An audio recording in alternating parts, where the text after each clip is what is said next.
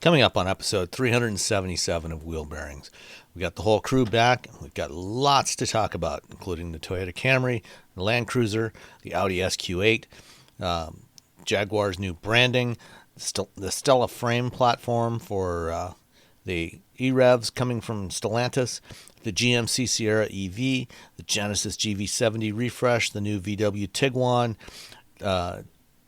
interviews with Jeep executives, Hyundai's new Ioniq 9, Lotus shifting to EREVs, the finalists for the North American Car, Truck, and Utility of the Year, and got some listener questions too. All that and more coming up next.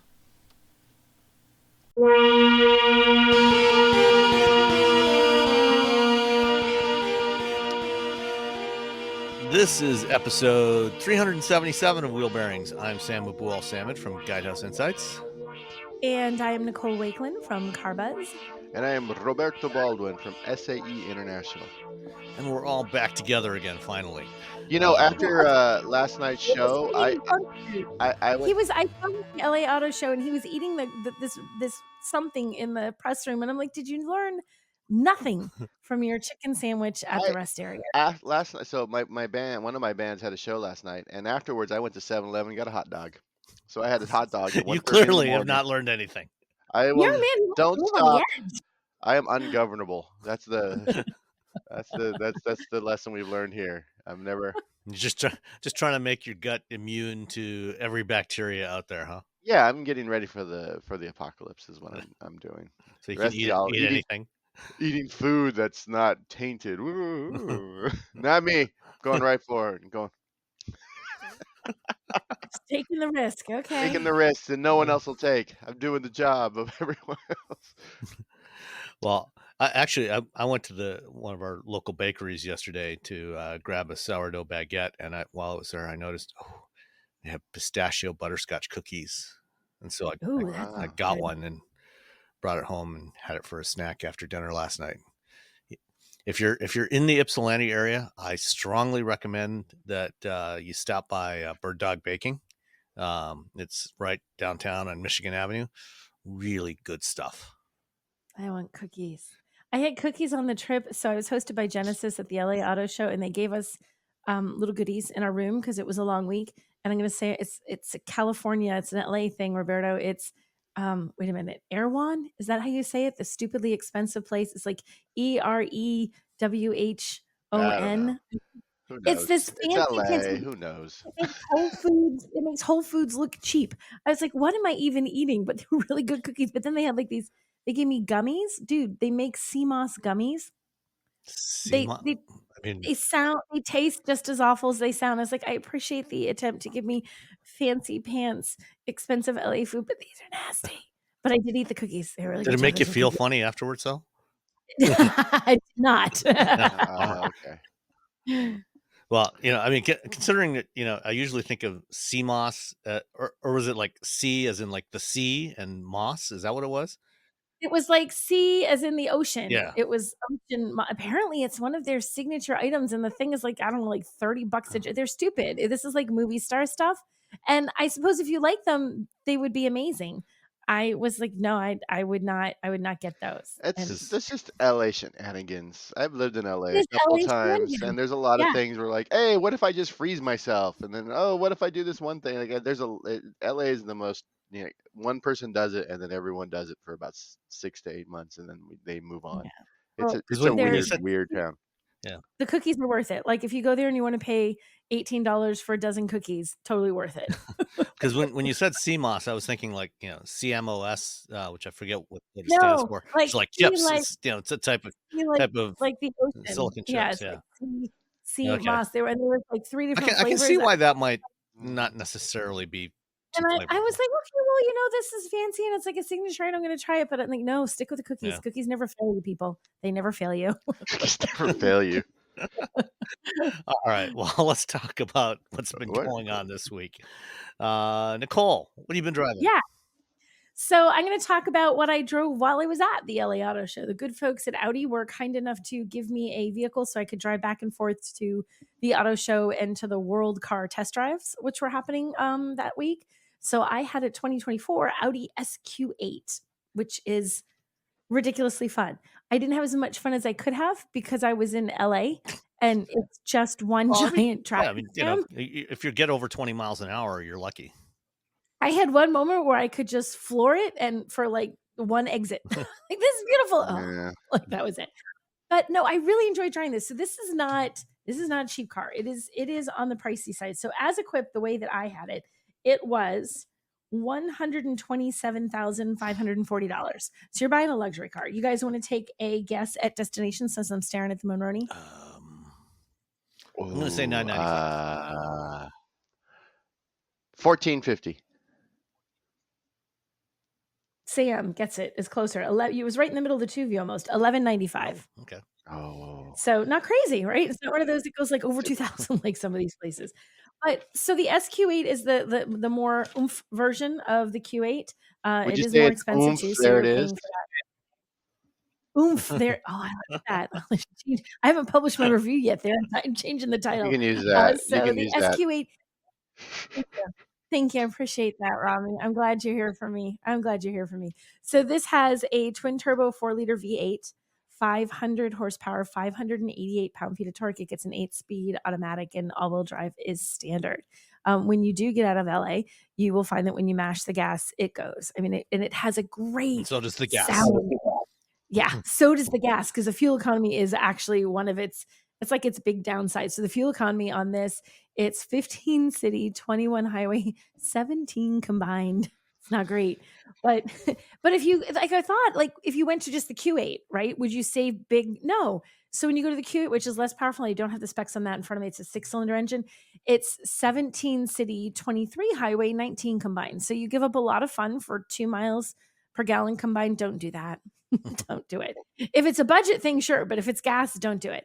But it's right in line with things like the BMW X6 is 19 combined, the Cayenne is 17 combined. So it's not like, everybody else is getting like 30 miles per gallon and here's these guys at 17. It's what you get when you're in a performance SUV. You're buying it for the performance, not for the fuel economy. So, that's the price. Yeah, I mean, if you want to save money on gas in this type of vehicle, you buy an EV. You don't buy anything that runs on gas. Yeah, I mean, Exactly. I was like, you're like, if you want to save money on, what is that? Someone just fell from the sky. Something fell in your office? Oh, no. It's Okay. just my never mind. Yeah, no one's buying All right, one. Robbie, what were you doing? What were you doing before the show? He's looking up like, whoa, what's falling? I only got 4 hours of sleep last night, so let's do this. That's okay. And yeah, you didn't eat well, so there you go. I ate a hot dog. It was delicious. It's got the 4 major food groups: bread, hot dog, mustard, and jalapeno. Okay. Oh, jalapeno. So it's got it all covered. It's all covered. So anyway, back to not the hot dog. The Audi SQ8. So I did enjoy driving this. It is very nice to drive. It has pretty heavily bolstered seats. So if you don't like that sort of squishy sports seat feeling, you're going to find them a little snug. Or like if you happen to be larger, not even like I'm saying you're a fat guy, just if you're a bigger guy, they're a little on the squishy side. They're tight. The reason they're tight is when you take this out onto like a little twisty side road, it kind of holds you in place as you have a little fun with it. So I like that, but not everybody is a fan of that kind of heavy bolstering. So that's something to just give the seats a try. Check it out, see what you think. They do look beautiful. The fit and finish inside is just exactly what you would think it would be in a car that's 130 grand. There's leather, everything, there's quilted, there's an S embroidered on the backs of the front or on the front headrests. It's the differences from 23 to 24 were pretty much just cosmetic differences. So there weren't big changes for that change from model year. And this is technically, it's a weird one in that, normally you go up in numbers like 5, 6, 7, 5 is smaller than 7, 6 is smaller than 7, 8's going to be bigger. In this case, the 7 has 3 rows, the 8s have 2. So this is just a 2-row SUV, which is a little bit weird. And it's got that, they call it an SUV coupe. So it has a little soupy kind of. It's sort of coupish. It's slightly slanted forward. When you look at the profile, it has a little coupe kind of thing. Like I feel like Robbie, if you sat in the back seats, you might be thinking like, I might not have the headroom I want. This is not like a BMW X6. No, I mean that is. I mean this has a slightly fastback type of. It has a slightly fastback, but I mean it's important to note if you're all about having like huge passenger room. this isn't going to give you that kind of backseat that feels like this expansive backseat because it has a little bit of a slope to it. And it has a little less cargo room than the third. So if you're looking at the Q8, and like if you're kind of behind the front seats, there's 60.7 cubic feet in the SQ8. In the 7, there's 69.6 cubic feet. So you have, you've got more cargo room in that one too. So it's kind of weird where the Q7 and the Q8, it's not just bigger. It's sort of, they're actually different. They're not just making one SUV bigger. I love driving this. I thought it was super fun. The only thing that I'm not as keen on is the infotainment. I don't like it when they have the 2 screens. So there's the infotainment screen that's fine and it's a nice size and it's well integrated. But then they have a screen below that has the climate the control, climate controls, that kind of stuff. Mm. And I sometimes the two, and I miss buttons a little bit. There's a volume button, like little knobby thing you roll up and down on the steering wheel. I just would like a volume button. So it was, so that's something I wasn't really super fan of. But in terms of delivering a very premium experience, delivering a driver's experience, someone who really wants to enjoy driving the car and isn't just looking for a toaster to get from A to B, the style of it. This one was in this beautiful red color. Let's see if chili red metallic. It was fabulous color. It was absolutely beautiful car. Chili red metallic. So it was wonderful. I really enjoyed driving this. The single biggest drawback I can come up with is the fuel economy, but you don't buy this kind of car if you're looking for fuel economy. This is not your car for you. Like Sam said, go get an EV. But overall, I really enjoyed driving this. It was great. It was, being stuck in LA traffic where you're just crawling along. That's when as I'm leaning back, just kind of letting the car like coast because I can't even touch the gas at points. I think, this isn't the worst seat to just sit here and lean back and wait for traffic to crawl along. So I had a good time, whether I was stuck in traffic or in the brief moments where I got off the highway and where I had a little bit of time to open it up on the highway. I really thoroughly enjoyed my time with this car. Thumbs up. All right. Cool. Yeah. Yeah. I know, one of the things about that Audi, the latest generation of the Audi MMI system with the dual screens, that lower screen, you actually have to press on the screen. It's not just, it's just not just touching it. The top screen is just a standard touch screen. The bottom screen, you actually have to press it and it clicks when you press it. So it's kind of like the old BlackBerry Storm.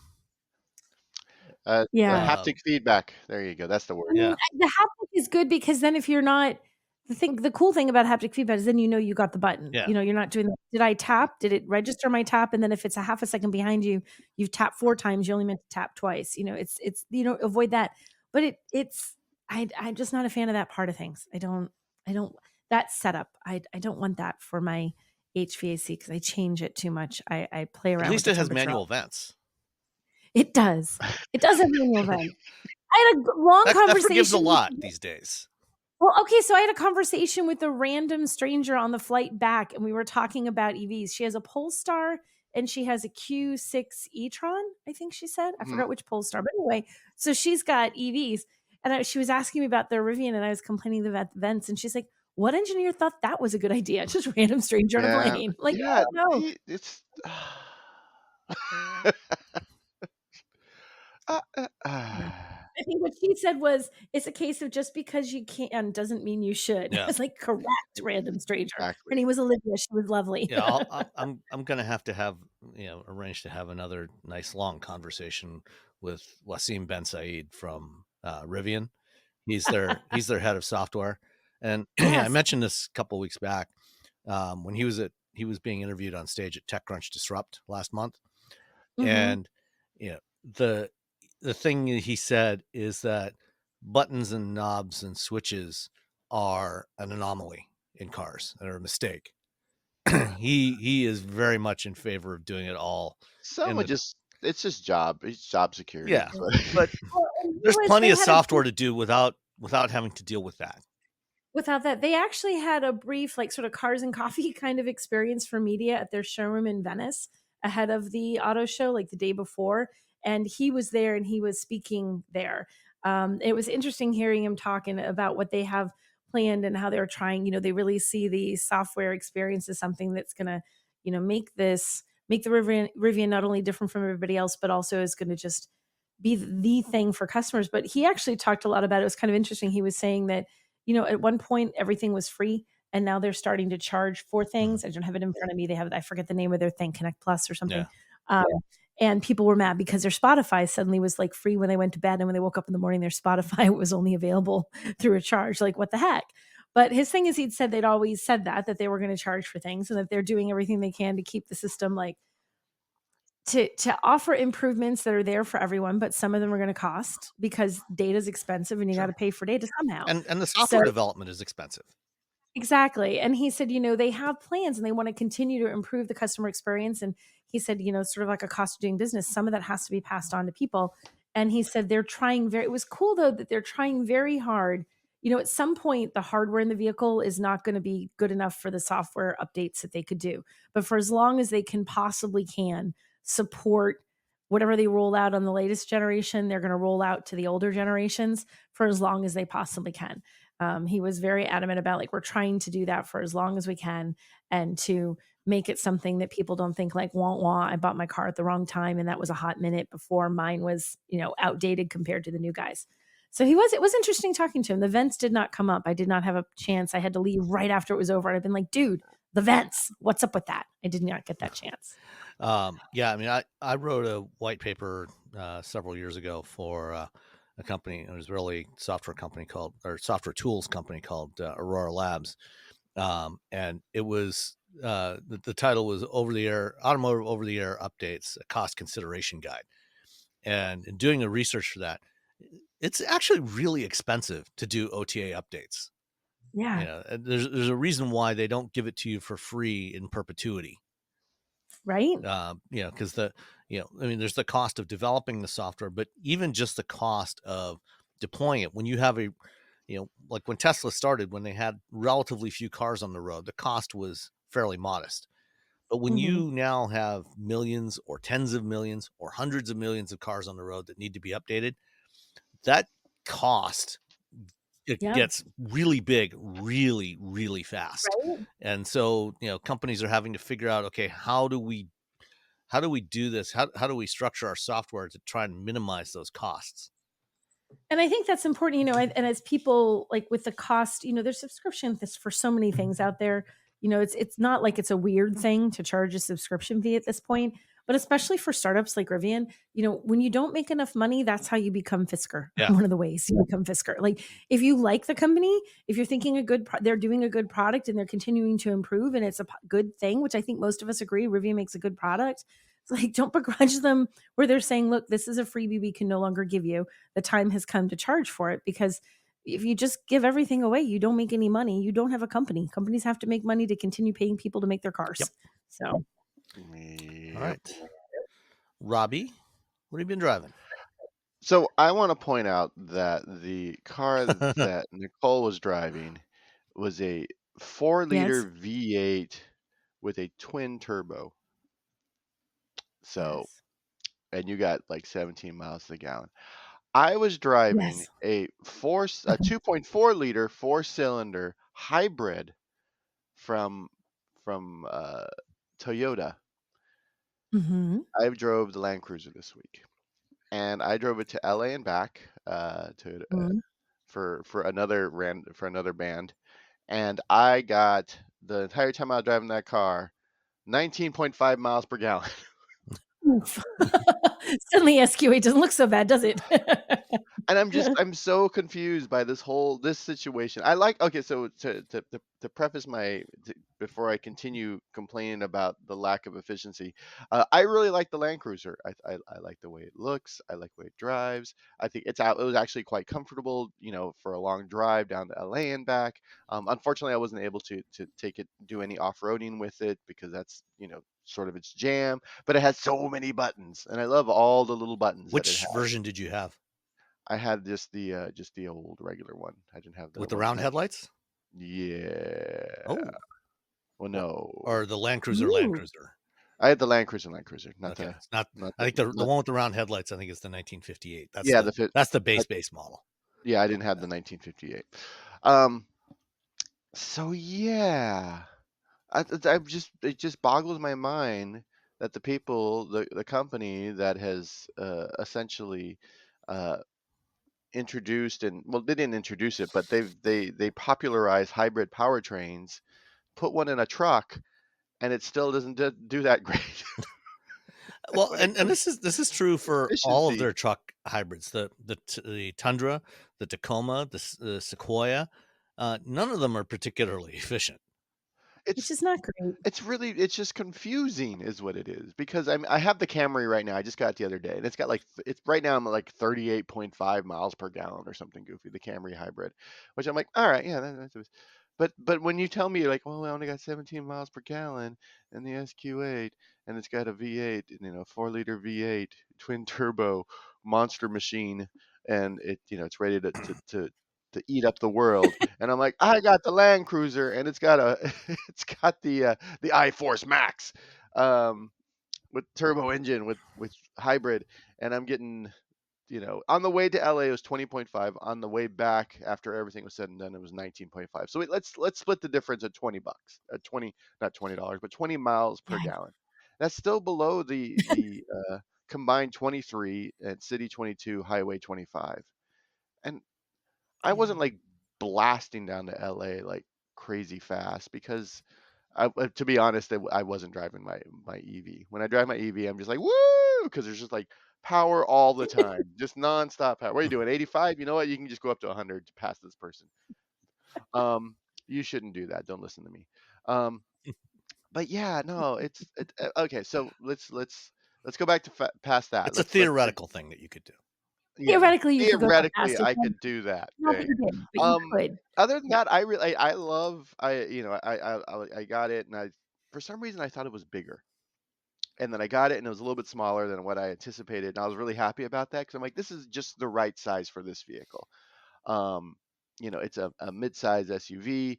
It's got that little wobbly bit where it's an off-roader, where it's not like super tight suspension. You get that nice little wobble Mhm. that you have with a vehicle like that, and it was comfortable. There was lots of room.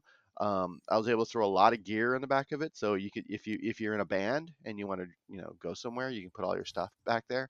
Um, yeah, no, I really liked the vehicle.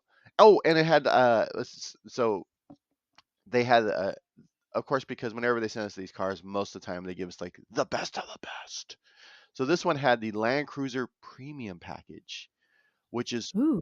$4,600. So it had a better, stereo system, which is nice, and then digital key, which I don't know. I never used a digital key on any. I mean, I have digital key on my car, and I'm like, eh. I um, never used it. I I never never, do yeah, that. I never used the digital key, because I'm always afraid, like, oh, but you can leave your key at home. I'm like, it's not taking up that much space in my pocket. It's a key. And I 'Cause still that's the I still moment have for my me that house key. Like, what am I? What it's you're taking one key away, and it's not even a I'm con stabby key. It's yeah, just a little I'm block. convinced it's gonna fail. I'm convinced that when I do the digital key, that's the moment it's like, "No, enjoy being stuck at the airport at midnight." Like, I just can't do it. Exactly. Yeah, that's me as well. But it had one of my favorite things that I wish every car had. It's a center console cool box. And this one was really, really cold, so I was just shoving Red Bulls in it the entire time, driving up and down the state. It had a head-up display, lane change assist. I really, Toyota's driver's assistance is actually really nice when it comes to the sort of very relaxed acceleration and deceleration when you got cut-ins and when you got people moving out of your way. It felt a lot better than a lot of systems still out there. There's still a lot of systems out there that as soon as someone pulls away, it just slams on the accelerator and just flies you into the car in front. Or when a car like pulls out in front of you, even though there's enough room for it to like gradually slow down, they'll just keep going and then slam on the brakes. This one has a really nice gradual slowdown, so I really appreciated that. They gave me one in the this really nice blue. It is called Smoky Blue. And Ooh. for some reason, Smoky isn't. I don't know. No, let's see what they call it on the site. Oh my gosh, what is going on this site? Ah, it's anarchy. Anyway, smoky blue. It's at that light, sort of. I guess like a baby blue. Oh wait, they call it heritage Heritage blue. blue. Yeah. That's the Why is it same as called the one I had. smoky? Why is it called smoky blue on the Monroney? Maybe they Something changed it reminds between the you. time they printed them in Roni and the time they actually went on sale. All right, there we go. Well, it's called Heritage Blue now. It's really nice. I really like this color. It reminded me of my Kona. I don't know why it used to be smoky blue because there's nothing smoky about it, to be honest. Uh, That's yeah, no, maybe it's that's kind why of they ready for changed it. everything. Yeah, it's got it's got 4-wheel drive. You can you put in 4-wheel drive low, which of course I didn't do because I mean there's no real reason to go in 4-wheel drive low in I did just so I could say I did. uh, And I even in locked LA. both differentials. Oh, you got locked them diffs. So it like rained. I guess I could have done that. But no, I really like the vehicle, but completely and utterly confused by the lack of any sort of real efficiency. And the whole time I was driving it, it's got an 8-speed automatic transmission, but I think what happens is I start getting really spoiled by driving a lot of EVs. And Mm. you get in a car and you push on the accelerator and there's that delay between depressing the accelerator and the motor catching up and the transmission catching up, and the whole time I'm like, man, this would make an awesome EV. Yeah. This would be cool if only. If only it's like a really great size for people who want to do off-roading. You could probably put like 86 90 kilowatt hour battery in there if you really shoved it in there.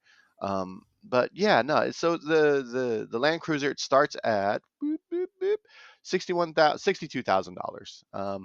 After they put all the crazy things, including 20-inch alloy wheels. The one I was driving was $70,029 with the delivery and all that jazz. How much do you think is delivery? Nicole, you go first. $14.95. I'll say $12.95. Oh, I guess it's a tie. It was $13.95. I almost said 13. I was going to say $14.95 until you said it, Nicole. I've had so many Toyotas lately. I'm like, wait, is it 12? Is it 14? Is it 13? Because I just had you're both the winners Land Cruiser today. a few weeks ago, and I couldn't remember what it was. And I was thinking it was 14. Yeah, I mean, the problem with this one, is they put all the good off-roading gear on there. It's got skid plates, it's got locking diffs, it's got 2-range all transfer case, the bells and whistles for except never doing for the tires and the wheels. Mm. The tires Yeah. and the wheels on this thing are totally. They clearly understand that 99% of the people who buy this thing, at least first, probably second owners, are never ever going to take this thing off road. So it's got these basic all-season tires on it that they are going to be completely hopeless if you take it off road. Oh yeah. But that's the If- crazy thing is that those tires should give it better gas mileage instead of big knobby, AT. I mean, No. you look at the Land Cruiser though. I mean, this is not a particularly slick aerodynamic shape. I mean, this is a big block, which looks great, but I mean, the airflow over it, not fantastic. And the truck hybrids, the the rear drive hybrid systems that they're doing for the trucks and SUVs are really set up more for performance than for fuel economy. Because they've dropped their bigger engines, so like the Tacoma or the Tundra and the Sequoia don't have V8s anymore.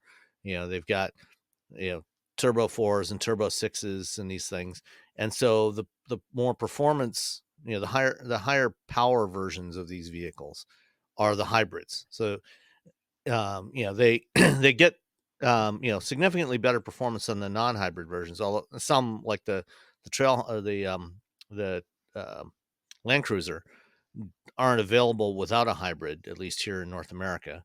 Others like the Tacoma, that is built on the same basic platform, you can get it as just the Turbo 4 or the hybrid. And the advantage, you get the extra performance with the hybrid system that you would have in the past gotten from a bigger engine, but without any fuel economy penalty compared to the base engine. Now that you don't get particularly great fuel economy, and like on the Tundra, when you compare it to an F-150 hybrid, it gets several miles per gallon less, but it's got similar output to the Ford hybrid system. So Ford, clearly has figured out something, some way to get, a little better fuel economy out of it. And Toyota, I think, needs to do a little more work on this hybrid system that they're putting on the trucks and utilities. Well, Akio Toyota is just whining and whining and whining about EVs, and I'm like, well, maybe if you made more efficient vehicles, I might have I mean, I really don't have much, like, I don't feel bad for him at all. He just doesn't like EVs, which sure, whatever, dude. I mean, you gave us the GR86, so and the GR Corolla, so what are you gonna do? You gave some great cars, but also you don't like the thing that you guys could clearly really kill it on, but then I look at what they're offering in gas engines with hybrids, and I'm like, oh, maybe they can do it. Well, I mean, on their cars and their crossovers, they do great. It's just this particular hybrid system is not great for fuel efficiency. Yeah. But they have shown that concept, that little baby Land Cruiser, I know. which is electric. They showed that whole big thing, all those vehicles, and everyone's been going nuts about the little mini FJ or the mini Land Cruiser, and God knows when we're going to get that thing, because the chairman is complaining about how California, which a thing that won't happen for 11 years, and we're already at 20% like EV sales in this state, and they're like, it's not going to happen. I'm like, man, come on. It's 11 years from now. We're already at 20% here. Come on. Just give us the little tiny thing you showed. Just give us the things you showed us, and we will buy the things you showed us. We will be people will be very happy to give Toyota a lot of money for an EV. Especially for that one, I think. Especially for that. Oh, people are going to lose their minds. Yep. All right. Yeah, I do like that Heritage Blue on the Land Cruiser. I think it's a good color. It's really nice. Yeah. No, it's a great little color. I loved it. Yeah. And I mean, get one and just take immediately take out, if you're going to go off road, just take off the wheels and tires and buy some better wheels and tires, and you should be good. Or wait, they have the Trail Hunter that's coming, but they haven't launched that one yet. I mean, so who knows what they know who their owners are. They're people who buy and outfit their vehicles. But it's really funny because they have a picture of the vehicle fording through water and like some trail with those all seasons. Yeah. Or alternatively, the other thing, when I talked about driving the Land Cruiser a few weeks ago, what I suggested was, at 70 grand for the Land Cruiser, you might actually be better off to just spend a little bit extra. I mean, if you're going to spend $70,000 anyway, maybe just consider going a little, spending just a little bit more and getting the GX, the Lexus GX, which is the same vehicle, but with a turbo V6 instead of the 4-cylinder. It is also available with the hybrid, so it's got significantly more power, and you can get it as the I forget what the Overtrail, which actually has off-road all-terrain tires. It's got the skid plates and all that stuff. And you can get that one right now. But even if you just go for still getting like 20 miles per version, gallon, probably about 17 or 18. But if you're spending that kind of money, you probably don't care that much. All right, yeah, because let's see, the Overtrail starts at $69,250. And so that the GX550 Overtrail, that might actually be a better option. I like the way the Land Cruiser looks though. I think it looks better. It's all about the style, baby. And again, that's what fair. it comes down to. Cars are mostly emotional purchases. That's right. They are. I mean, they're not mostly. If we were at all rational about cars, almost none of the stuff that we actually get to drive and test and talk about would be what anyone would buy. We would all be driving around in much smaller cars. For sure. Before you review yours, can I mention something? I forgot about something from last week that Robbie didn't get. Remember, I was questioning the cargo room in the Sienna. Oh Do yeah. you remember? Because it was so drastically different. And I did reach out to, my screen refresh. I did reach out to the folks at Toyota and said, hey, so as a refresher for anyone who didn't hear it, when I was looking at the cargo measurements for the minivan, on Toyota's site behind the first row, it's 101 cubic feet. But I happened to be doing a comparison. Odyssey's was at 140.7 and the Pacifica was 140.5, which seemed really weird. We were hypothesizing it had to do with the seat, Sam, and that's pretty much what Toyota said. They said the Odyssey's second row is removable. The Pacifica has the stow and go, so their second row is out of the way when they're So measuring. the Sienna's second row seats don't So don't the come out, Sienna, you can push them really far forward, like so they're right up against but they're still the first there. row. They're still Yeah. there taking up space, so Okay. it technically takes it. So that because I kept looking at it and I was questioning like this can't Because be they're all right. the same, It, roughly the same size. right. I'm like I can see a little bit here and there, but I'm like that 30. What? That number's too big. That's why the number's so big. Okay. So it is sort of like a negative on the Sienna. You can't take those seats out, and that is why the cargo room was so drastically different. So I just wanted to mention that because I said I would follow up, and I wanted to follow up for anybody who was curious. Okay, cool. All right. Well, I have had the 2025 Toyota Camry XSE, which for 2025, despite what Toyota said when they launched this car last year at the LA Auto Show, it is not all new. It is it is a mid-cycle update. The front end and the back end are pretty notably changed, especially the front end. And the really big change to the Camry is the powertrains. There's no longer a standard gas powertrain available in the Camry. It is now 100% hybrids, hybrid only in this thing. So if you want a new Camry, you will get it with a hybrid. And apparently somebody in my neighborhood wanted one because I saw one in their driveway this morning as I was walking the pooches. Fortunately, they chose a better color than the one that I had. I had the what do they call it? Heavy metal, which is Oh, I gray. think Wait, that's we what have I had. the It's a really dark we You probably have have the the exact same car. right now. car. We are both Does rolling yours in have the the black roof yeah, it's the heavy metal with with the the black roof, black the metallic. two-tone? What color is Yes. the inside, guys? Yeah. Mine is bright. Mine's like blood red. Yeah, so is mine. Cockpit red. That's what we all have. That is apparently all they're giving us. They have the exact same Well, one. The the dark entire gray, press black fleet, somebody went through and said, okay, we're going to order 10 Camrys, all in heavy metal with a black roof and the red interior. That's funny. So whatever you might think of the grayness of the exterior, it is more than made up for by the interior.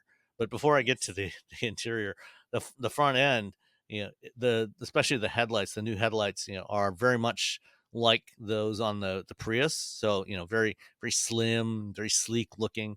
It's a good looking front end. I like the front end on this thing. And with the wheels that are on it, it's got these wheels that look like they're kind of twisted, the spokes. They're very attractive. It's not a bad looking car. I mean, just even though most of the sheet metal is carried over from the 24 and the last couple of years, nothing wrong with that. It's actually a decent looking car. It's not nearly. I picked up the bass player for my band yesterday from Bart on the way to the show, and he's like, "Ooh, this is a Camry." So Yeah. that's so there you go. That's his review. Yeah, no, I mean it's good. There's not. I have no complaints about the design. I just I wish they would put some in the press fleet with more interesting colors like the red. I like They it. did. Was, It's just interesting on the inside. so they spec these out. These aren't just like random rejects that they like grab or let's just grab that. They specifically spec these out for the fleets, and the fact that they've spec'd all of them, at least two of them exactly the same, and that Sam and I both had the exact same car right now. Because I had it, you had it, Sam has it, and we're sort of each a different region. And it was not that long ago I had the Camry. I'm going to bet we literally have 3 physically different cars that are exactly the same. Yes, I'm sure they do. The one that my neighbors have is the Ocean Gem with the black roof. So that is Oh. sort of a Oh, that's green, sort of a nice. dark teal. It's a really good looking color. I like it a lot. Ooh, that sounds cool. And if you want to look, if you want to get really bold, go for the supersonic red. Um, that one definitely stands out. But I think the ocean gem is a good color as well. But yeah, like yours, mine has this bold red interior, red seats, red inserts on the door panels, red trim on the dashboard. It's very in your face when you get in the car, and it's it's something. Uh, I like yeah, no, it. it's fine. I've not complaining. It's just it is what it is. It's a lot. Yeah, Like business on the outside, party inside. yes, exactly. And Mhm. given that you spend when your time when you're driving on the inside, that's really where you want the party to be. You want to be Right. entertained while you're in the car, right? Exactly. Okay. Yeah. Who cares about entertaining the rest of the world that's looking at you driving your car? You want to be, They're on their Or yeah, finding your car in the parking lot. Who cares about stuff like that? yeah, own. yeah. Well, the heavy metal definitely tends to blend in, especially this time of year in November. It's very gray around here, and in fact, right now I have two more gray vehicles in my driveway that I'll talk about next week. So it's like gray, gray, gray. It's like, oh, come on, guys, give me something different. I too. I have a vehicle to talk about next week that's like a silvery gray, and I was trying to take pictures. It's overcast. I'm like, I can't even see the car. It's just blending with the Yeah. world. Um. So anyway, the let me where my Monroney go. The Camry XSE. This one is not the all-wheel drive. This one is front-wheel drive, and it has a 2.5 liter four-cylinder. The latest generation, I think it's the 5th generation Toyota hybrid system. 232 combined horsepower, which is it's adequate. It's not nothing to complain about. It's definitely better than previous generations of Camry. It's about 30 more horsepower or so than prior Camry hybrids. And it's got all Toyotas now, come with the Toyota Safety Sense 3.0 package. So you get things like blind spot monitoring with radar, radar adaptive cruise control, lane keeping assist, all that good stuff. The one that I have also has the Premium Plus package at $4,075. Hey, mine Oof. also has the premium plus package. Whoa. I'm Imagine just that. I I am bet you. just pig I bet I'm you. piggybacking on your review Okay. with this right now because I was like, maybe I should talk about this next week. I'm like, "No, we got the same car. Let's just do it all now." I bet you Nicole has had I, the same prob- thing. I gotta look, but yeah, because mine's a week or so ago. I bet it Yeah. did. But the Premium Plus package includes traffic jam assist, which is nominally like hands-free driving, but only it speeds up to about 35 miles an hour. So basically, if you're stuck in stop and go traffic, like for you, Nicole, driving around LA would have been It would great have been because you perfect, could even take your hands off the wheel. It's got infrared right? driver monitor camera and all that stuff. The It asks you. It's like, "Hey, is it cool if I watch you?" Yeah. Which is Yeah, it's like, that is "Hey." true. I've never seen that on anything else but a Toyota. All the Toyotas with this Like, system hey, have how that. you doing? Yeah. Hey, I just wanted to make sure this is okay. Can I watch you?" Uh, You're like, "I guess." one advantage you get, is in addition to the two rear corner radars, you get two front corner radar sensors, which gives you cross traffic alert on the front as well as on the back. So when you're in an intersection, if there's a car coming on the cross street there, it will alert you if there's a car coming from either direction. And if you have the heads up display like this one does, it'll actually show it in the HUD. So, just in case you're planning to make a turn, it'll let you know, especially if you're like going to turn on a red light or something like that. It'll remind you, hey, there's a car coming. You might want to hold off for a few seconds.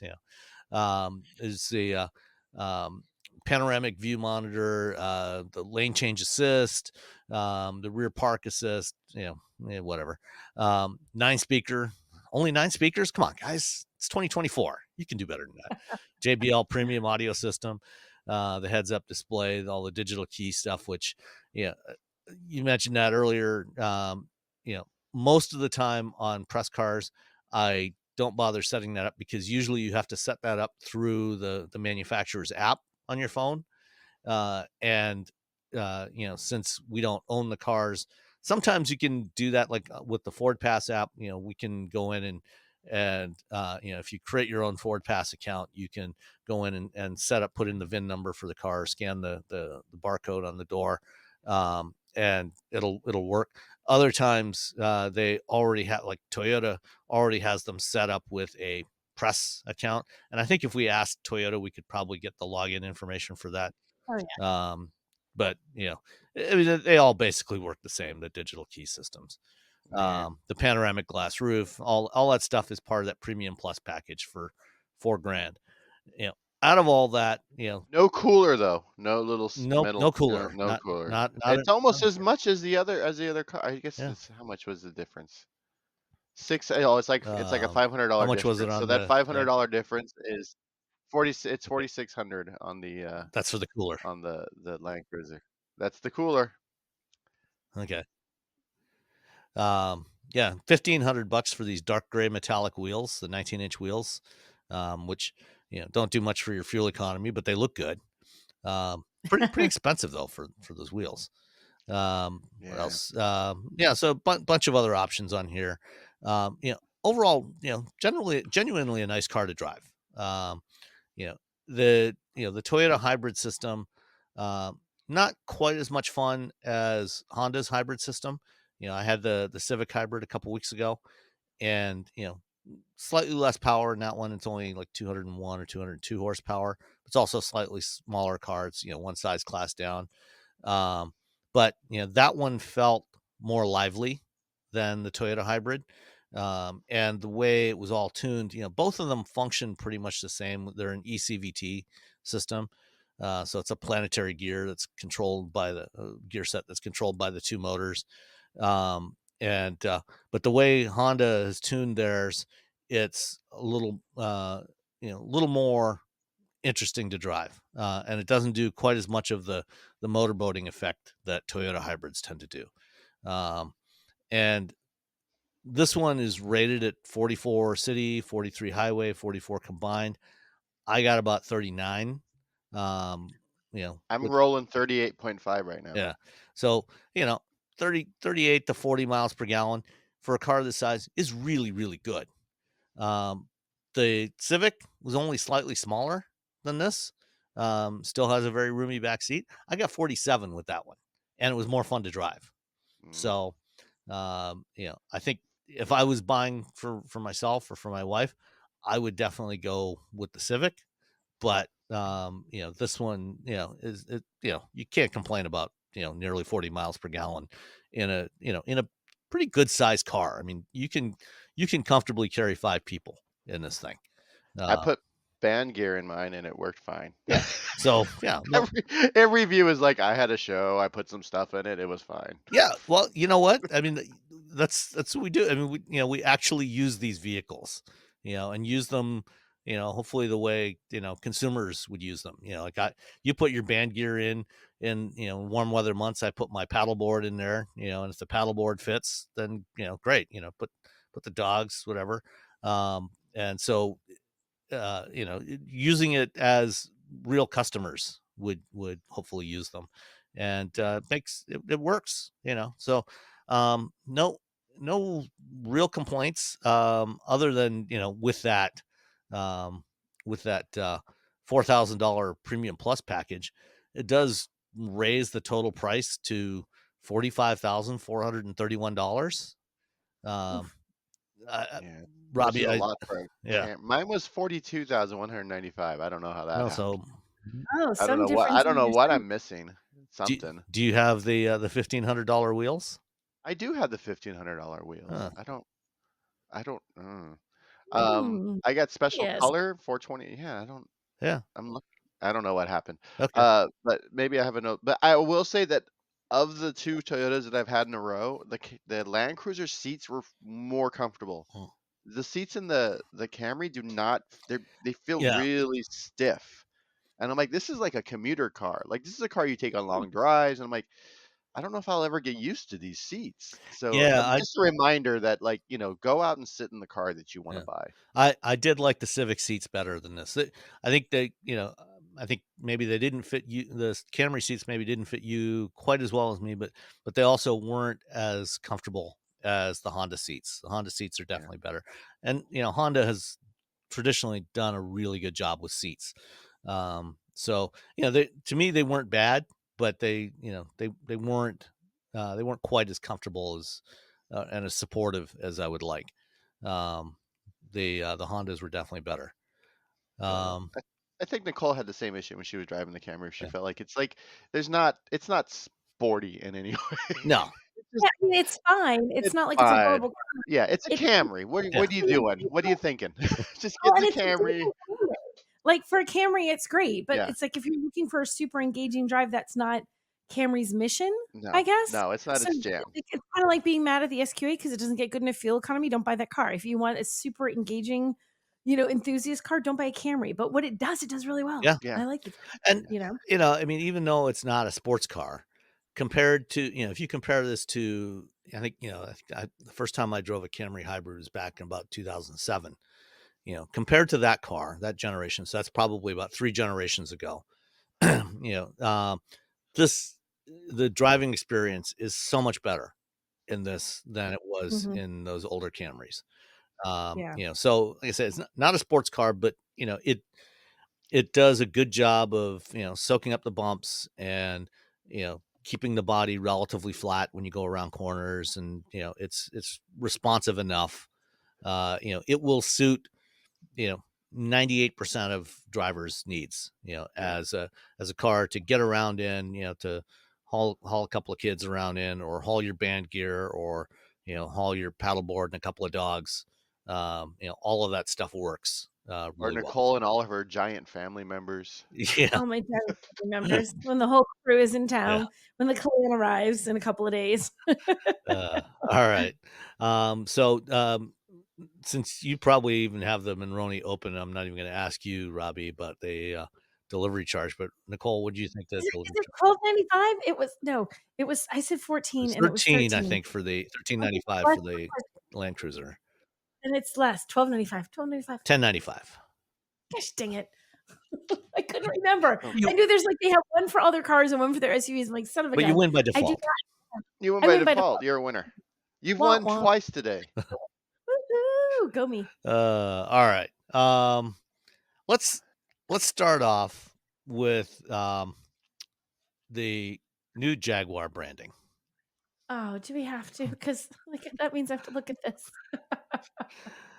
It sounds like you don't like it. Okay, I wanna like it. I'm all for reinventing yourself, and I just what is this? This is and I know that we're appealing to a new generation, and we wanna get to new people. I don't know I showed this like, my kids were laughing about this, so I Well, what knew were they about this laughing ad. at? Were they laughing just at the They Jaguar thought it was just they brand, just thought it was or stupid, the whole like, it ad? was weird, the whole ad, and this is like a 20 and 22-year-old, they're like, "This is" like, it was because it's making the rounds outside of, like, even like, we're talking about it as car people, right? They're not car people, they both messaged me, and it's like, "Mom, did you see this? This is so bad." And I was like, what don't you like?" It's just weird, it makes no sense, it feels and to them, they don't think it's like copy nothing and move forward. They think it looks old school and dated. Like, they think it's just dated. Like, that's not some Feels hip, like trendy new 80s idea, 80s colors of Benetton. right? Well, It's I an think that 80s I mean, yeah, Benetton ad, which is like fine. the This is thing awesome in the Well, 80s. except, in an '80s Benetton ad, would you see a bunch of people with funky makeup like this and these weird outfits that they were wearing? Or would you see pretty people, beautiful people in colorful sweaters and shirts and things like Uh, that? yeah. you would see beautiful people in color, but the style of it though, Robbie's right. It's got a Benetton vibe to it. I mean, other than the clothes being different because the clothes are Benetton, you could see this being a Benetton ad today and it would work. You know what I mean? Yeah. For them, it would work. if it was them, I'd be like, "Hey, okay, that All right, that then, tracks." But yeah. this is just an odd. It's just odd. I It's know they're trying to make waves and get us to see stuff. And hey, we're a whole new brand, and we're kicking our whole heritage to the curb. And it's like, but like, could we see a car in here maybe? Yes, Because right now you're there's a just thing showing is that you the can't model. say we're changing, we're different, we're copying nothing, or whatever their tagline is. We got to see the car. I mean, great. You hired a bunch of models, you dressed them up, you put them on a pink background. Oh, okay, fine. But at the end of the day, Jaguars have always been the cars that like old white British dudes really love. And I know this because I know an old white British dude and he loves Jaguars. So And I, if you're trying to change it, you need to show the car as well because hey, this Well, doesn't to be talk to fair, they your are showing the car on December 2nd, I think. yes, so yeah, they're gonna show, but in this ad to do this whole thing and have no hint of the car, and also exactly what you're saying, Robbie, old white British dudes, and I get that they're like old white British dudes are old, and so you got to appeal to a younger audience. But I don't know what younger audience. The fact that this did not resonate at all with my daughter young. and her friends, and not that they're just like, well, that's a miss. Like, so who are they trying to appeal to? Like, I'm trying to think if you think about it, you're really a hip, young, urban professional. You've got cash in the bank to blow on a luxury car, or you will soon, and you're aspiring. Does this reach that group? Because I think in some ways there's the copy. Nothing doesn't work. I feel like this is just derivative of a million like fashion ad campaigns. So it doesn't feel especially like, wow, Jaguar's new. It's like, wow, Jaguar's trying really hard to make themselves look hip, and they're not. You know? Yeah. I have a feeling, I mean, there's a teaser image out there of the concept that they're going to show, which is a preview of the first of their new EVs, a four-door Mhm. GT that's coming out end of next year. And you know, I have a feeling that if they actually showed the vehicle as this, I agree. I think that this ad was a complete miss. But if they showed it in the, and maybe maybe we'll see something with the vehicle in this context. Although I'm not sure that any of this is necessarily going to help the vehicle, but the vehicle is very, from what the teaser image, it's very clearly Yeah. very different from previous Jaguars. Yeah. Um, Mhm. so and I think I think the Verge article, that highlights the fact that the word mark, the Jaguar word mark, is now this mixed case. The J, the G, and the U are uppercase, and the two A's and the R are lowercase. Um, which visually, because everything is kind of round in this, kind of trying to do them all the same case wouldn't work either. But it's when you see it, once you see it, it's like that seeing the arrow and the FedEx logo.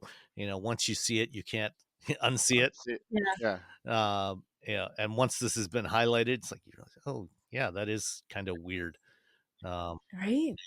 I'm less concerned about the case thing just because, yeah, I think if they had shown that teaser image, that rear three quarter, not even three quarter, that rear half of the back of something, in the if they had shown it in this video, then it would have been like, okay, all right. But it was just like, we're changing.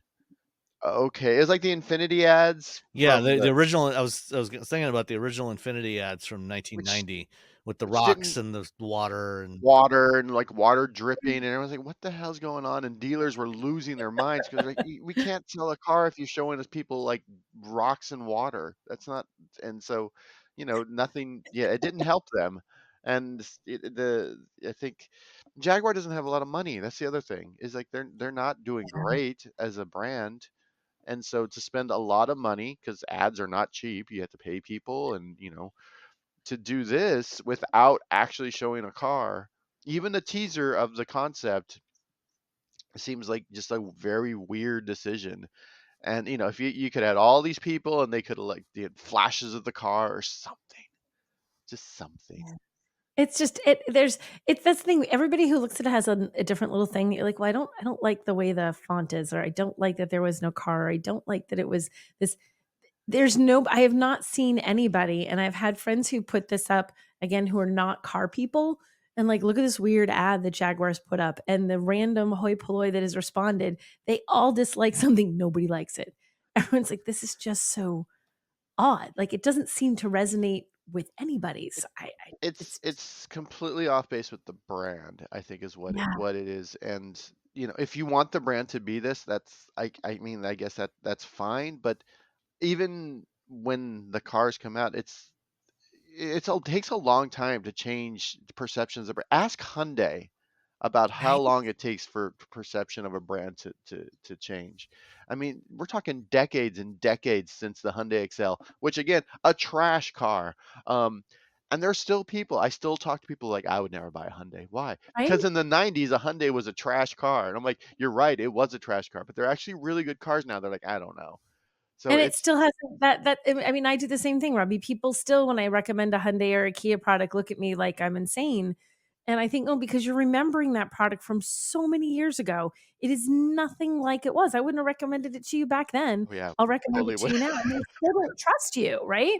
They still look at you like, I I don't guess it's know. your job and So, I mean, for Jaguar to try and make that change, I think it's like, oof, So, good luck. I mean, I'm not rooting against them. I'm rooting for them. I don't want the brand to die, but I'm like, oh, guys, I don't know if this is the right way. I don't know. I don't know. If I want Jaguar to succeed. I really like the fact that the I-Pace was like essentially like outside of the Model X, like one of the first EVs, and they just went all in, and it was actually a pretty good car. It was good. It was fun to drive. We took it to a track. I took it fording through water. I went up over a mountain with it. Like it was a really. I was like, I'm good for you, Jaguar. They made the decision like we're just gonna do it, and they did it, and then they just don't have the capital to continue to do it, and that's the issue. And to say like, well, we're gonna now we're gonna be bright and colorful and slightly weird, I mean, I guess if they're gonna be a bright, colorful, slightly weird company, I'm excited about that. um Mhm. but I would still like to see some of the car in the because you're a car company. You're not a perfume company. You're not a you're not selling perfume. You're not selling Virgin Air uh, you know uh, uh, tickets. You're Jaguar. So I don't know, show us a car and maybe a kitty cat. I don't know. Yeah, they probably should have had at least one of the models, sitting there petting a white long-haired cat or something like that. I would have Yeah. gotten that. Would have been like, haha, okay, I get it, All Jaguar, cool right, little cat. Jaguar. Yeah. But I Yeah. don't know. It's someone comes in, they pitch a CEO like the ads, and the CEO like, that's it. We're going and at the end of the day, maybe this is maybe absolutely everyone's wrong, and in 3 years we're going to be like, remember that weird ad? But now that's exactly what Jaguar is, and they're doing really well. Maybe that'll happen. That's what they're hoping. Yeah. Fingers crossed for Jaguar All right. Yeah. or Well, Jaguar. all right. Let's shift to another storied British brand, Lotus. Lotus announced a couple of years ago they're now owned by Geely, as seemingly as almost everybody, and they announced a couple of years back that when they launched the Emira, which is their current sports car, that would be their last internal combustion car. Everything else going forward was going to be electric, and they've since launched the Electra SUV, the Maya electric sedan, and now they're saying, yeah, maybe we're a little too quick to go all electric, and so we're gonna start launching some EREVs, some extended range EVs in the next few years. What do you think? I can't say I'm surprised because I think everybody's sort of I'm backpedaling a bit that, well, we didn't mean all electric. We just meant electrified. And, yeah. they're Lotus all is making changes. The market isn't moving it that fast to EVs. Yeah, Lotus isn't they're a niche automaker. They're not making a lot of cars, so the cars they sell, they need to be able to sell them, or the cars they build and be able to sell them. Yeah, I think it's fine for a brand like that to say, oh, this is actually really hard, because we don't have the capital and the ability to build a lot of different cars, like say Hyundai or Kia, where Hyundai and Kia are essentially killing as an EV as an EV brand, in addition to their PHEVs and their gas cars. Um, Lotus is like, yeah, we make like one car. We make 3 cars. So you want them to stay, and again, it's I think everyone follows California eventually. Like, and I think I mentioned earlier, we're at 20% EV sales of new car sales are EVs. That's crazy. Like thinking about that. So it's still gonna be a little while. It's not a Norway's it's like not a sprint. 95% now. Yeah, Norway is killing it. And every time someone's like, "You can't drive EVs in the cold," I'm like, "You should call Norway up real quick." I'll move it. Have a They chat with them. they've seemed to figure it out. I did a whole video where I just talk about Norway, and I had to ask Norway for permission to use video. And they're like, Did "Yeah, you that's so really? cool." Yeah, you have to email Norway to ask them to use video of that, because they had a lot of cool videos that I wanted to use on their site, and you just have to email Norway. Norway was cool with it, as long as I just said Norway tourism or something.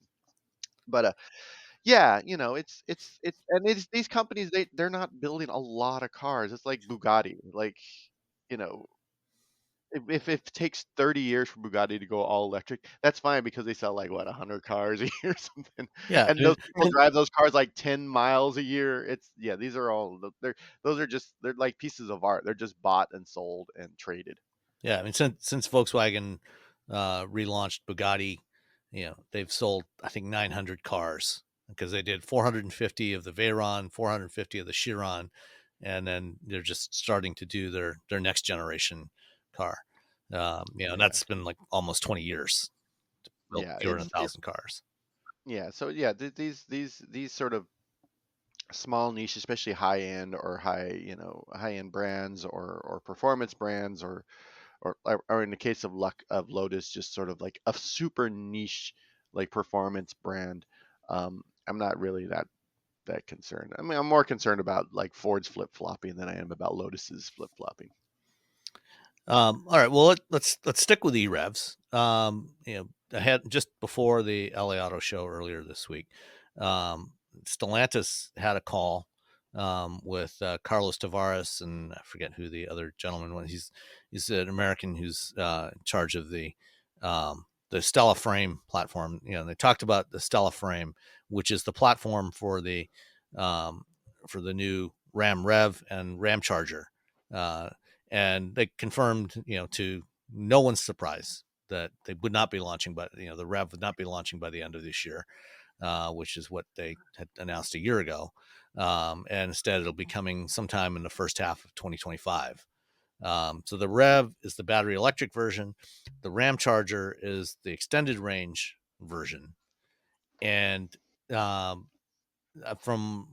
what I'm hearing, interest in the extended range, it's likely that the EREV is actually probably going to sell in much higher volumes than the Rev.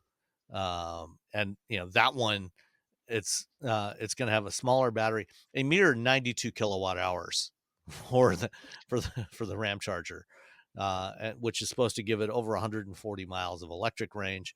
And then with the 3.6 liter Pentastar driving a generator, that is supposed to give it a total of about 690 miles of range. So more than enough to bust anybody's bladder. Blotter buster. That's how they sell it. That seems like a very Stellantis thing. I went over for their little when they were talking about the Charger, and they was just like, "We didn't do this.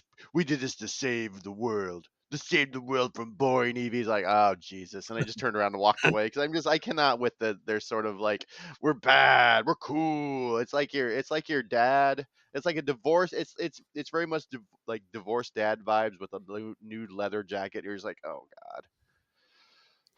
guys, settle down. Well, I think, even disregarding all of that nonsense marketing stuff, the Ram Charger actually, the EREV actually should be pretty interesting, because, one the big complaint about electric trucks so far has been that they can't tow very far. No, the EREV is awesome. I Yeah. love the idea of the EREV, because I think I Mhm. think again, for like 90% of the time, when people, if they plug them in, Yeah. which of course we still have no data from anyone that anyone's plugging in these plug-in hybrids. If you plug it in, you're just driving around like, who's driving 142 miles a day? Like, no one. Like on a regular day, unless you have the world's worst commute, and in that case, why are you driving a truck? Yeah, change your car, buddy. These people are going to be driving this EV truck. Essentially, it's essentially an EV truck 90% of the time, and then when they want to go to the lake or the river or the mountains or if you want to tow your desert, snowmobiles up to the Upper Peninsula, you just unplug it, you, drive, and and just keep going. Then I'm talking to the Upper Peninsula of Michigan, and on any given weekend, year round, you're going to see people either towing their boats, their jet skis, or their snowmobiles up north. And to get to the UP, that's about a 250-mile drive.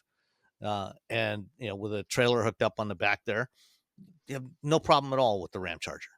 yeah, you're gonna, and then you'll also get that nice EV torque. Yeah. And well, yeah, it's series. Yeah, it's a series. So yeah, you're still gonna Yeah, get that because sweet EV torque. yeah, it's the same power as the Rev. It's got the same motors. It's like 615 horsepower and 650 foot-pounds of torque.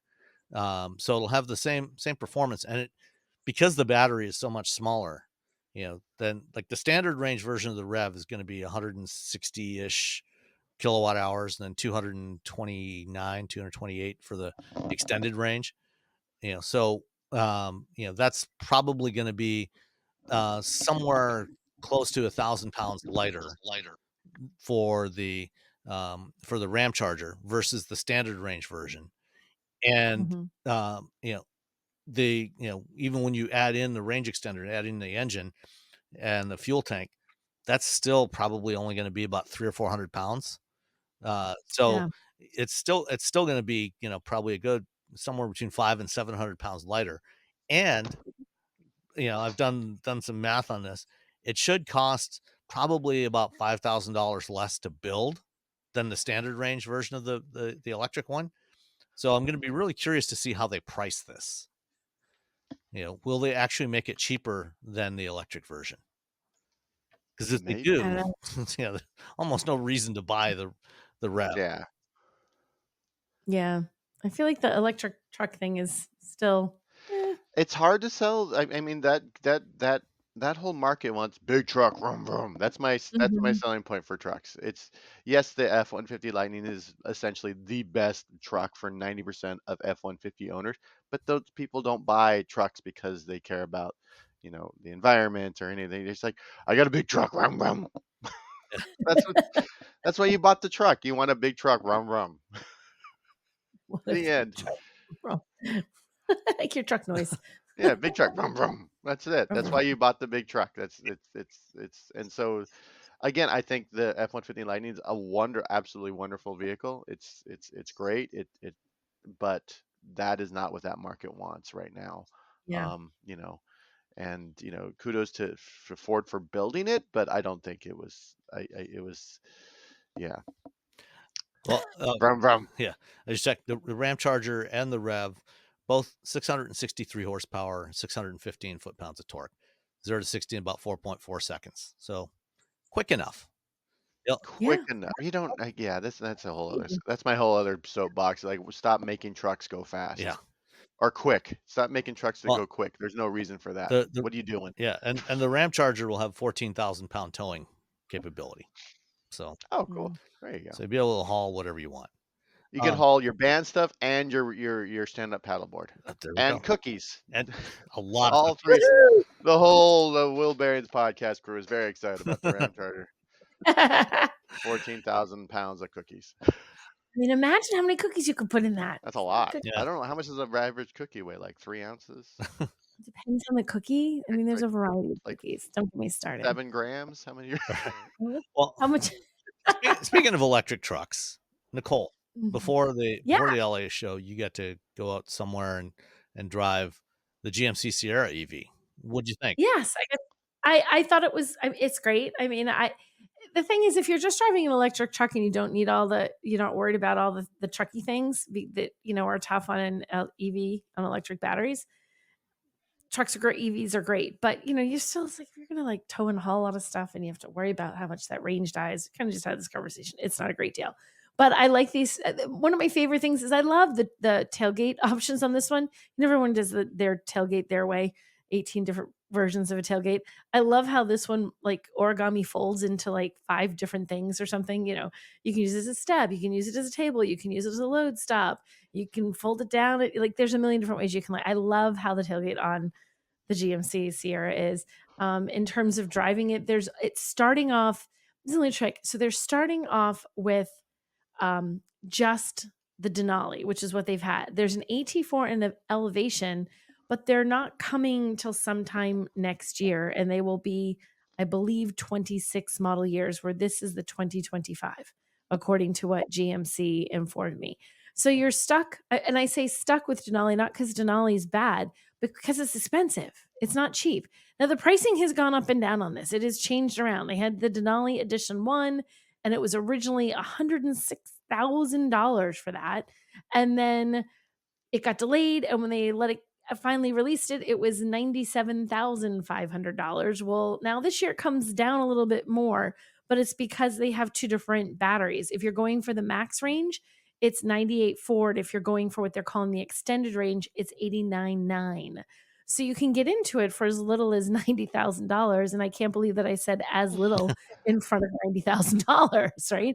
So that is the drawback to this. You don't have anything but the top trim, and Denali is the fanciest of GMC trims. That said, it does look beautiful inside. It has all the Denali plussing that you want. It has these beautiful seats that have a quilted design on them and the contrast stitching. There is plenty of legroom and headroom in here. It has a premium look and feel. It has a giant touchscreen. It's like a 16.8-inch vertically mounted touchscreen that is great. I actually like the vertical touchscreens better than like because they go back and forth I was just between. going to ask you about that. Sometimes they're Yeah, so landscape. they go back and forth. Yeah, the landscape or this way. I kind of like the vertical ones. I feel like the landscape it just takes up so much left, right. It makes it, I don't know. I just don't like how they look on the dashboard when they're big. If it's the giant, like I'm going to span your whole dashboard, like your infotainment cluster is going to, your digital instrument cluster with the infotainment screen sort of spanning it in one sort of long slim line. But when they're big like this, just like right on the dashboard, I don't like how they look.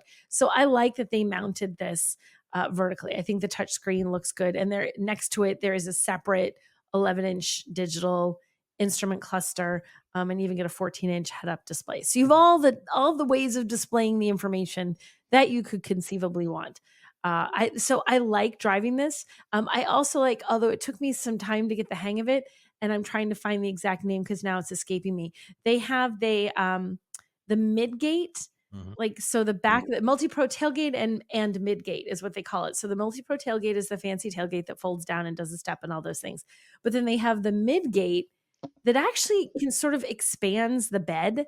So what it is the glass, like that's behind the second row, the glass comes out and sort of stows into a little holder, and the seats fold flat, and suddenly now your bed is expanded to the back of your front seats.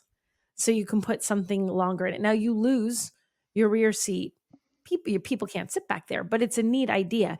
It's a little bit of a, like one person can totally do it. It's not a 2-person job. It is easier for sure though when you It's have 2 faster. people, especially that it's faster. And the thing is, the glass, you can manage that piece of glass by yourself, but it's still just a little bit heavy. So, as you're trying to lift it by yourself, you're thinking, please don't drop this. Please don't drop this. Please don't. You're a little nervous because you drop that, you've broken, this very expensive, I'm sure, piece of glass to replace. So because the standard bed length on this is just one length, it's 5 feet, 11 inches. So it's not super long. If you use the multi-pro midgate, you just drop that center part and don't worry about having people in the back seat, 9 feet, 1 inch. If you also then flip down the multi-pro tailgate and use the bump stop there, you end up with 10 feet, 10 inches. So you can go, it actually is pretty flexible, which is kind of a neat aspect of it. Driving it is fine. I mean, there's various drive modes that you can do. There's a normal drive mode. You can also, there's not a sport drive mode, but in the my mode setting, you can set things individually to sport. So you can just push a sport button. They're going to make you work for it. And it's like, sport and they don't even all say sport. Like I forget what they all say, but it's like, you can peg them all to be sporty if you want to. It's very nice drive. It's very comfortable. We did some highway driving, and when they put us on this the route they had was really twisty, turny roads, which is kind of unusual in a truck because it's not a Miata. Like they're not known for liking the twisties. Still, this handled pretty well. It was easy to handle. It did not you didn't get that queasiness like as a passenger thinking, oh, I really want to get out of this car. So it was nice to drive. This also has a max power mode that has 760 horsepower, and it's in a 0 to 60 time of 4.5 seconds. It moves and it does the crab walk like the Hummer EV, which you guys have all done crab walk, right? You've all experienced it in something. I still can't figure out the why of it. Like how often, like They show it's you like in the ad. It's like that one instance in your entire life where like you've pulled into something. You're like, oh no, I can't turn left and then right. I have to crab walk across. And every time I'm like, it has all-wheel steering. You could just turn left and then right. That's the whole point of the all-wheel steering. It's really great. Well, The when all-wheel steering is outstanding. and when they launched the Silverado, RST, it has the same four-wheel steering system on it, but initially they did not have the crab walk capability built in there. And recently they pushed out a software update that enables crab walk because it's just software controlled. So right? were people asking for it? They're like, ah, the No, Hummer does is it better. maybe it's one of those things that just sounds, I mean, because it does. Like my truck crab walks. What's your truck do? Like it sounds kind of cool. And it is sort of a neat party trick. And they even had us do this little handling course, which actually really showed it off. We were just competing against each other, and they had cones set up, and you had to get back and forth, but you had to use crab walk to do it to drive instead of just turning the wheel. You had to have a little crab walk mode engaged. And if you hit cones, you lost points and all this. And it was fun, but I thought I could have done it just driving the You truck. should say, can I try it without crab walk and see what I they tried say? without Like, crab walk. oh no. You And can do it a lot faster without crab walk. well, and the thing is, I can't lose the sensation for me. And I don't know if this is just because I have driven all my life in New England winters, but when you're in a car and you're in the snow and you turn the wheel and you slide, so you're not really turning right. You're kind of like, oh, wait, no, not really going. Or It you're on feels like crab a walk. crowned road that's Feels, icy, and you feel yourself starting to Yeah. slide sideways towards the ditch. yeah, Right? that's what crab walk There's just feels like. Yeah. like you're turning the wheel one way and you're like, the car isn't really going the way it's kinda sorta going that way, but not at the angle I'm putting it. I can't lose that sensation, so it makes me a little nervous. I'm like, am I crab walking or am I gonna slide into a tree? Well, Like, and It's a I little cannot lose weird. that sensation when I use when it. when they Is. first announced it on the Hummer, the scenario they talked about then was, if you're off-roading, you're on a trail, and you know you need to, you can't really go straight, you can't do a normal turn, you just want to kind of get around some obstacle, and you can use the Yeah. crab walk to kind of go sideways a little bit and then continue, which Yeah. in theory is great, except the Hummer Yeah. and also the Sierra are both so enormous that they are not vehicles that you ever actually, and they're so heavy that they're not vehicles you would ever actually want to take off road. That's the thing. So, I mean, is it useful? Yes. Is it useful very often?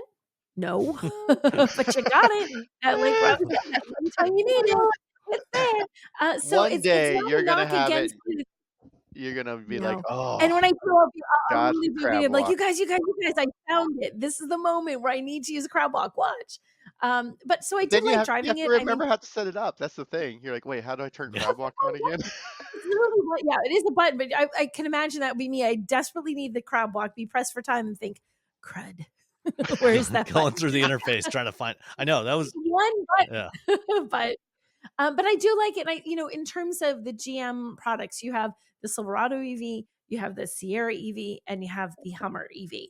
So you've got sort of three different truck options. The Silverados at the bottom, the Hummers at the top, and the GMC is sort of you're just right. Like if I was picking between the three, I would get the GMC because the Silverado feels. I mean, I just don't think it's as nice of a truck inside. I just don't think it presents as well. You get the GMC experience with this. So it's a little bit more upscale. The material is a little more refined. It's a little more attractive, a little more premium. And the Hummer is It's a too Hummer. big. And it's a The Hummer. Hummer's the I Hummer. don't, if you The want it Hummer like is the more power Hummer. to you, but it's a Hummer.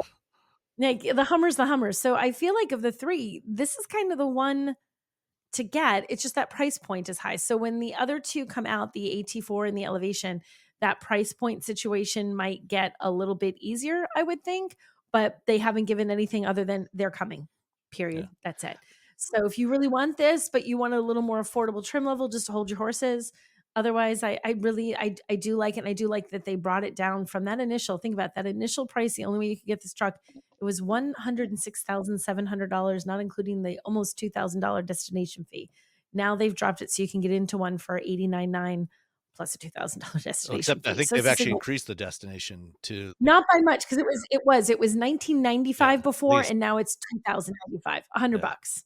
It Well, just crosses from officially being in the 1000s to being in the 2000s. Did they're did very you get a heavy. chance to do did you get a chance to do any acceleration runs with the max power mode?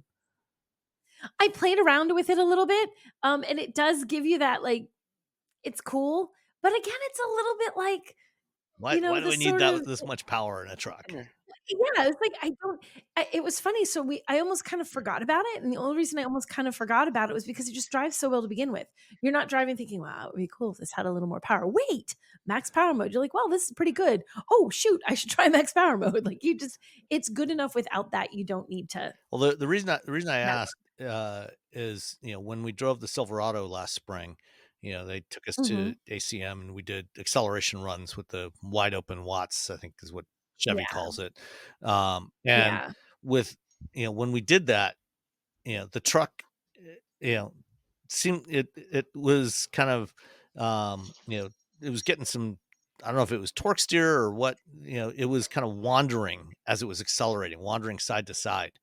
And it didn't I didn't. feel very Yeah, controlled. we didn't have the opportunity to try it to that degree because we didn't have like a closed course Yeah. situation, but I've tried it in the Hummer in that scenario and found exactly the same thing. Okay. Exactly what you're describing. So I would imagine you put this closed course, tried the same thing, you're going to have a similar experience. But that again is a little bit of a party trick. That's right up there with crab walk. You don't really need to use that. You want to play around and surprise your buddies. I mean, I remember the journalist with me when we did the Hummer. He just had his coffee in his hand with the lid on it and the tiny little hole that where you drink. It actually shot out of the coffee cup onto his shirt. And the best thing is we had video going. You can see in the video, whee! I'm like, so it's fun to like mess with your. I don't know that I want to do it all the time. All right. Any other last thoughts on the Sierra for now? No, I liked it. Okay. I like a thumbs up. I like the Sierra, and of the GM lineup of EVs, that would be of EV trucks. That would be the one I would get. Okay. Let's shift to the LA Auto Show. Okay. And it was actually surprising amount of stuff announced in and around LA. And you had a chance to chat with the new head of Jeep, and I had a chance to talk with Antonio Filosa, who's the chief operating officer for Stellantis North America. Tell us about your conversation with Mr. Broderdorf. So I talked to Bob Broderdorf, who was wonderful. He's new to Jeep, but he is not at all new to Stellantis or Chrysler or, as he said it, whatever you want to call us. He's been there for 26 years. He's worked for every brand at the company except for Jeep. So new to Jeep, not new to the company or how the company works, which I think is at least a thing and a point in his favor as far as taking over Jeep, because we've had a lot of switching at the helm in the last year. People are so passionate about their Jeeps. And even the story, I published a story on CarBuzz, and people are having an absolute riotous, angry fight in the comments because everybody wants it to be something that they don't feel like it is right now. And I think that the thing that was interesting in talking to him is that they're not unaware of the problems that Jeep is having.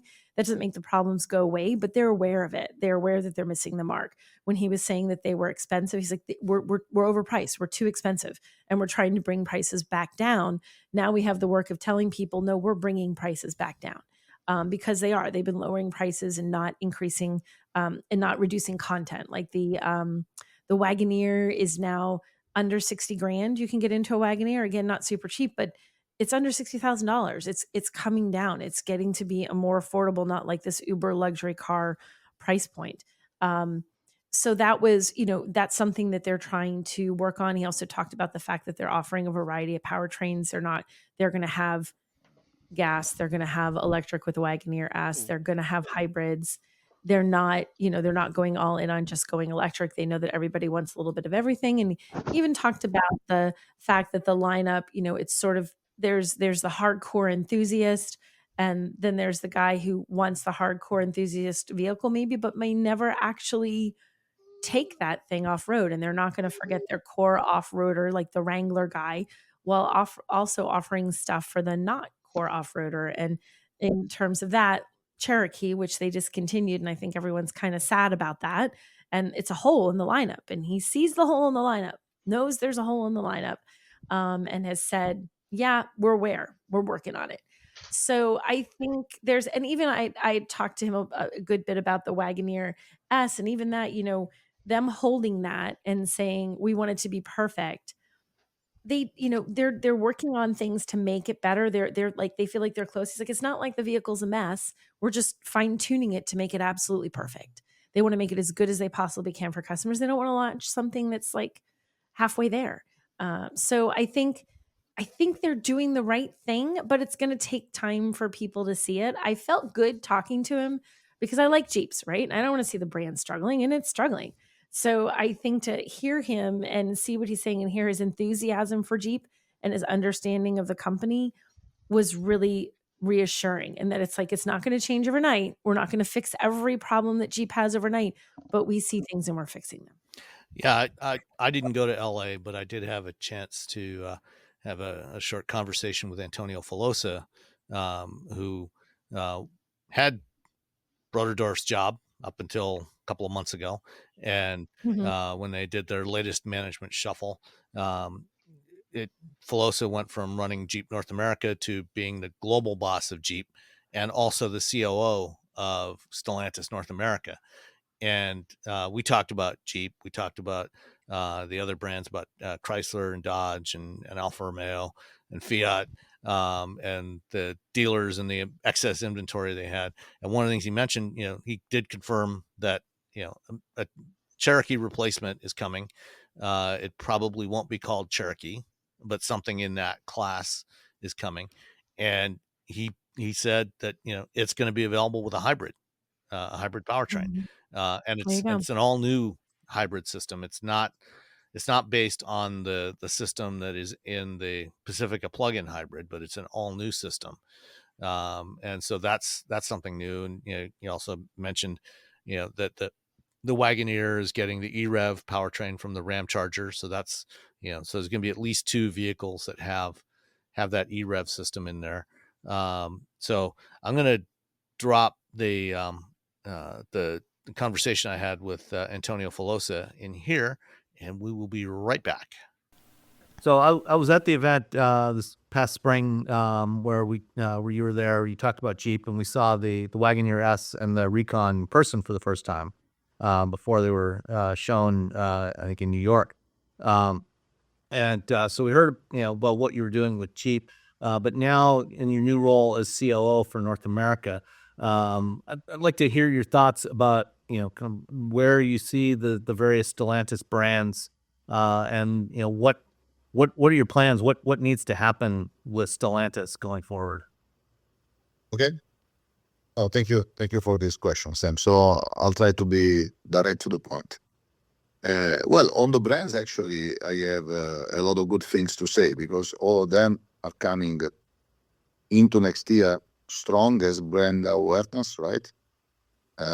US consumers are very familiar with the product, so familiarity is good.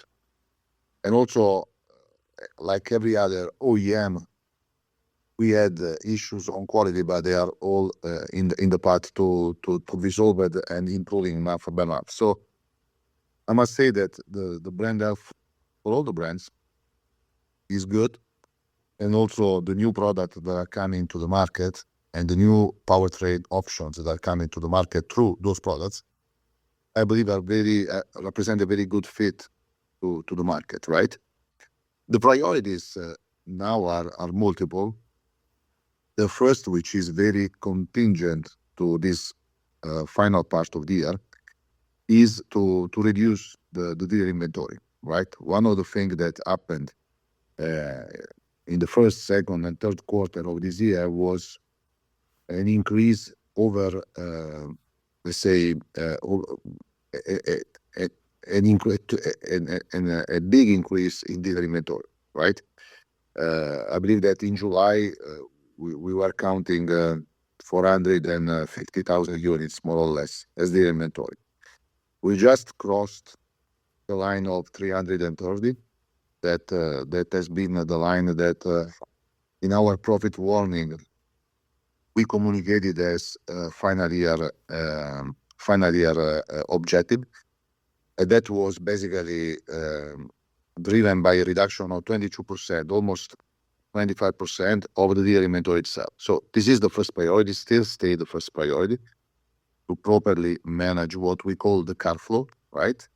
And to manage the dealer inventory at a level that is around 330,000, or if possible, even lower, right? So this is the first priority.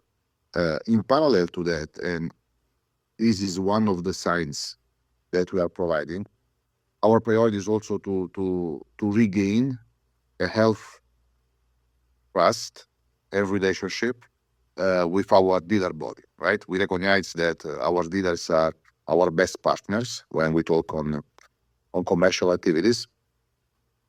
We also recognize that the dialogue has been a little bit ups and down in the latest periods, and we want to gain back this trust, as they want the same, obviously, and we want to start a line, draw a line to restart again as real commercial partners, right? And this is as the inventory, the first priority, right? Then we have to set up the basis for next year, right? And next year is a very important and disruptive year in the industry, because obviously we need to gain market shares, and we need to launch many new products. And obviously the two things goes together, because as long as you launch new products, then you increase your options to gain market share. So let's take a look at the market share. So market share actually is growing already, right? Without having the new product, is already growing. So from July up to now, our market share has been up more than 1 point, right? I believe we are in the high 6.9, 6.8 in July, and we are close at both September and October at 8%, right? And this is before the new products. And then we will have the new products, right? Some of those are electrics, as we will present here in LA Auto Show.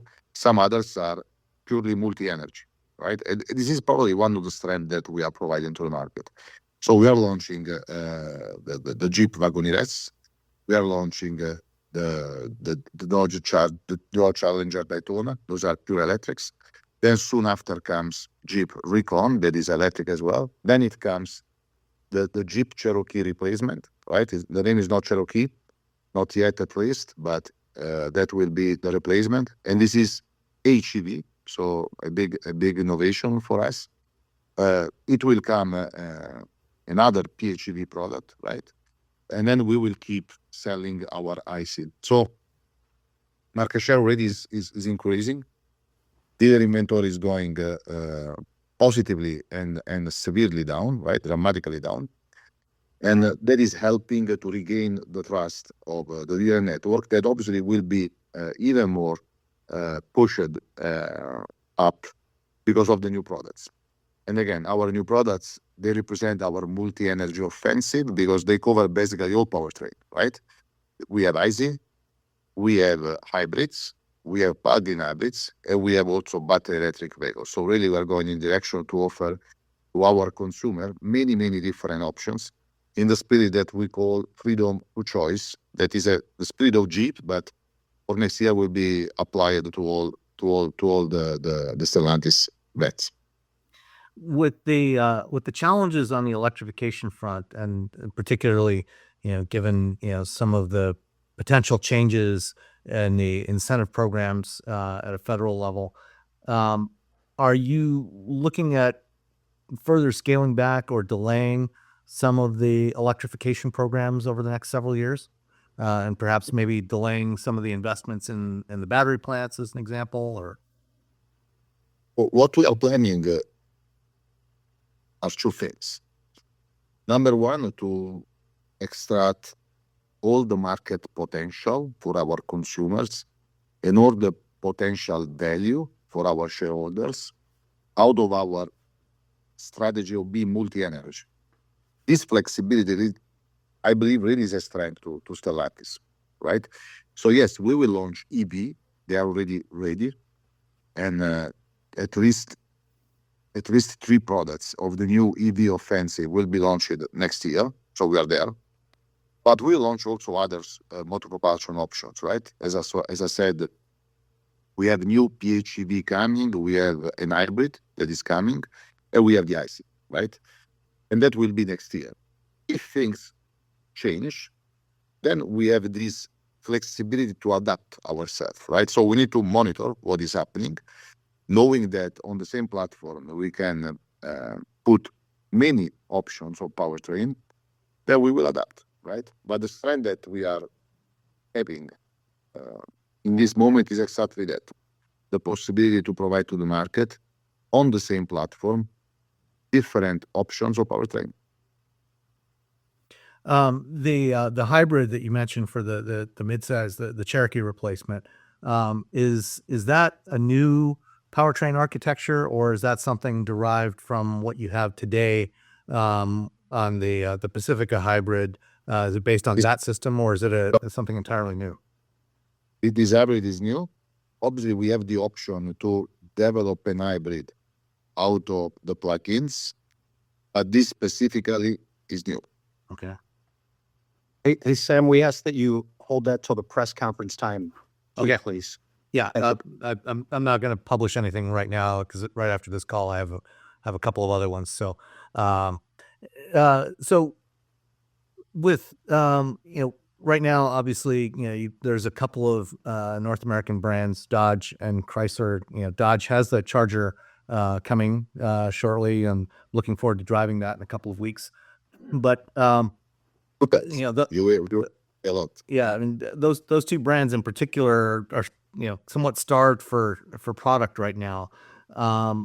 Is Stellantis going to have the resources to really build up those brands again, to make them viable and sustainable going forward? Yeah. So if the question is around, will those brands receive new products? Because obviously, to rebuild or to nurture a brand, you need more, right? You need products, you need communication, you need to develop a specific network, etc. But if the question is exactly specifically on new products for those brands, the answer is yes. So Dodge already will have now, as you already mentioned, right, the beautiful Daytona, right? And on top of the same platform, we will develop new Dodge, and because also will receive new products. Actually, we are already working on those new products for Chrysler and for Dodge as well. So it's not a thing that we are planning for the future. We are already in the execution phase, and this is happening right now. What about the European brands, particularly Fiat? So far the 500e, fun little car to drive, but hasn't had a whole lot of sales success. Alfa Romeo, is not particularly strong, even though again great products. What happens with those brands? So Fiat at this auto show is presenting one of the I would say most beautiful version of 500e, 500e, right, which is the Giorgio Armani version that has been presented yesterday here in LA and would be presented to the big public at this Los Angeles Auto Show. Obviously, we are talking on not volume products for the United States market, right? We are talking on niche products that can work a lot in specific metro area, right? And can find their portion of the market in those, right? Same thing for Alfa Romeo. When we look at those 2 Italian brands, we cannot envision volumes as we should envision for Chrysler, Dodge, Ram, and Jeep, right? In this market, those brands comes to represent Italian design, to represent the way that in Italy we design and we industrialize our cars, right? And to provide the market solution to those consumers, specifically in metro area, that are looking for that. So we cannot measure the success of Fiat in United States or Alfa Romeo in United States as we do for those brands in Italy, for instance. It's the same thing reverse, right? We cannot measure the success of Dodge in Spain or in Italy as we do here in United States. Probably the only brand that has a global reach, and at least in 3 regions in the world, it has been sold in a large volume is Jeep, right? Jeep has 70% of the sales here in North America, Canada, United States, and Mexico, 15% in South America, 15% in Europe. So it is pretty spread with nice sales in the 3 continents. The others are a little bit more into specific geography, right? So when you look at them, depending on the country, on the market, you need to set up different KPIs to measure their success, which is in case of Fiat and Alfa Romeo here in US, not volumes, and the same thing for Dodge in Italy, right? Okay. One last question before I let you go. Around affordability at the Investor Day earlier this year, I think Mr. Tavares talked about bringing a $25,000 Jeep EV to the North American market.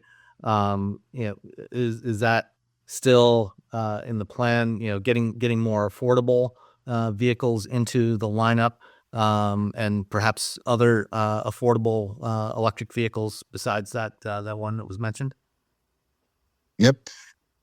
On affordability overall, we are actually working a lot. We have been working a lot this year and with a lot of emphasis and energy. Probably we have not been very productive and effective in communicating that to the market.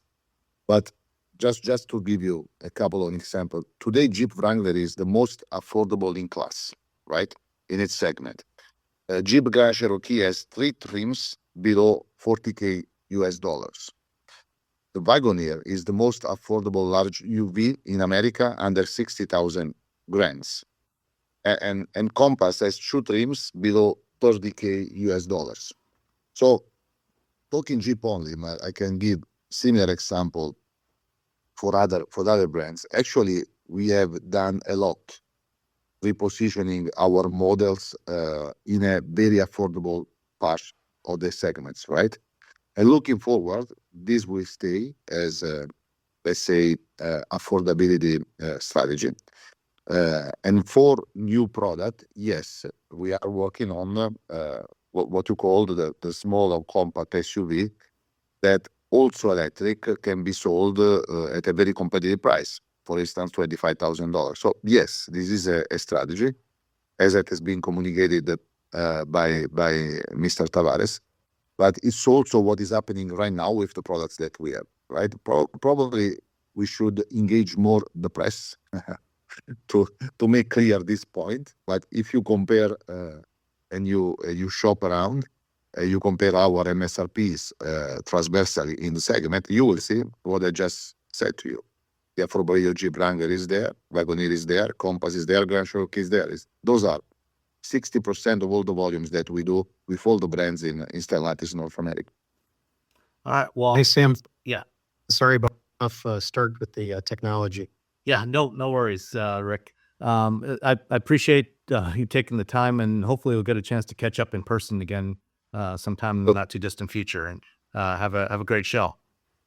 Thank you very much. All right. Bye-bye.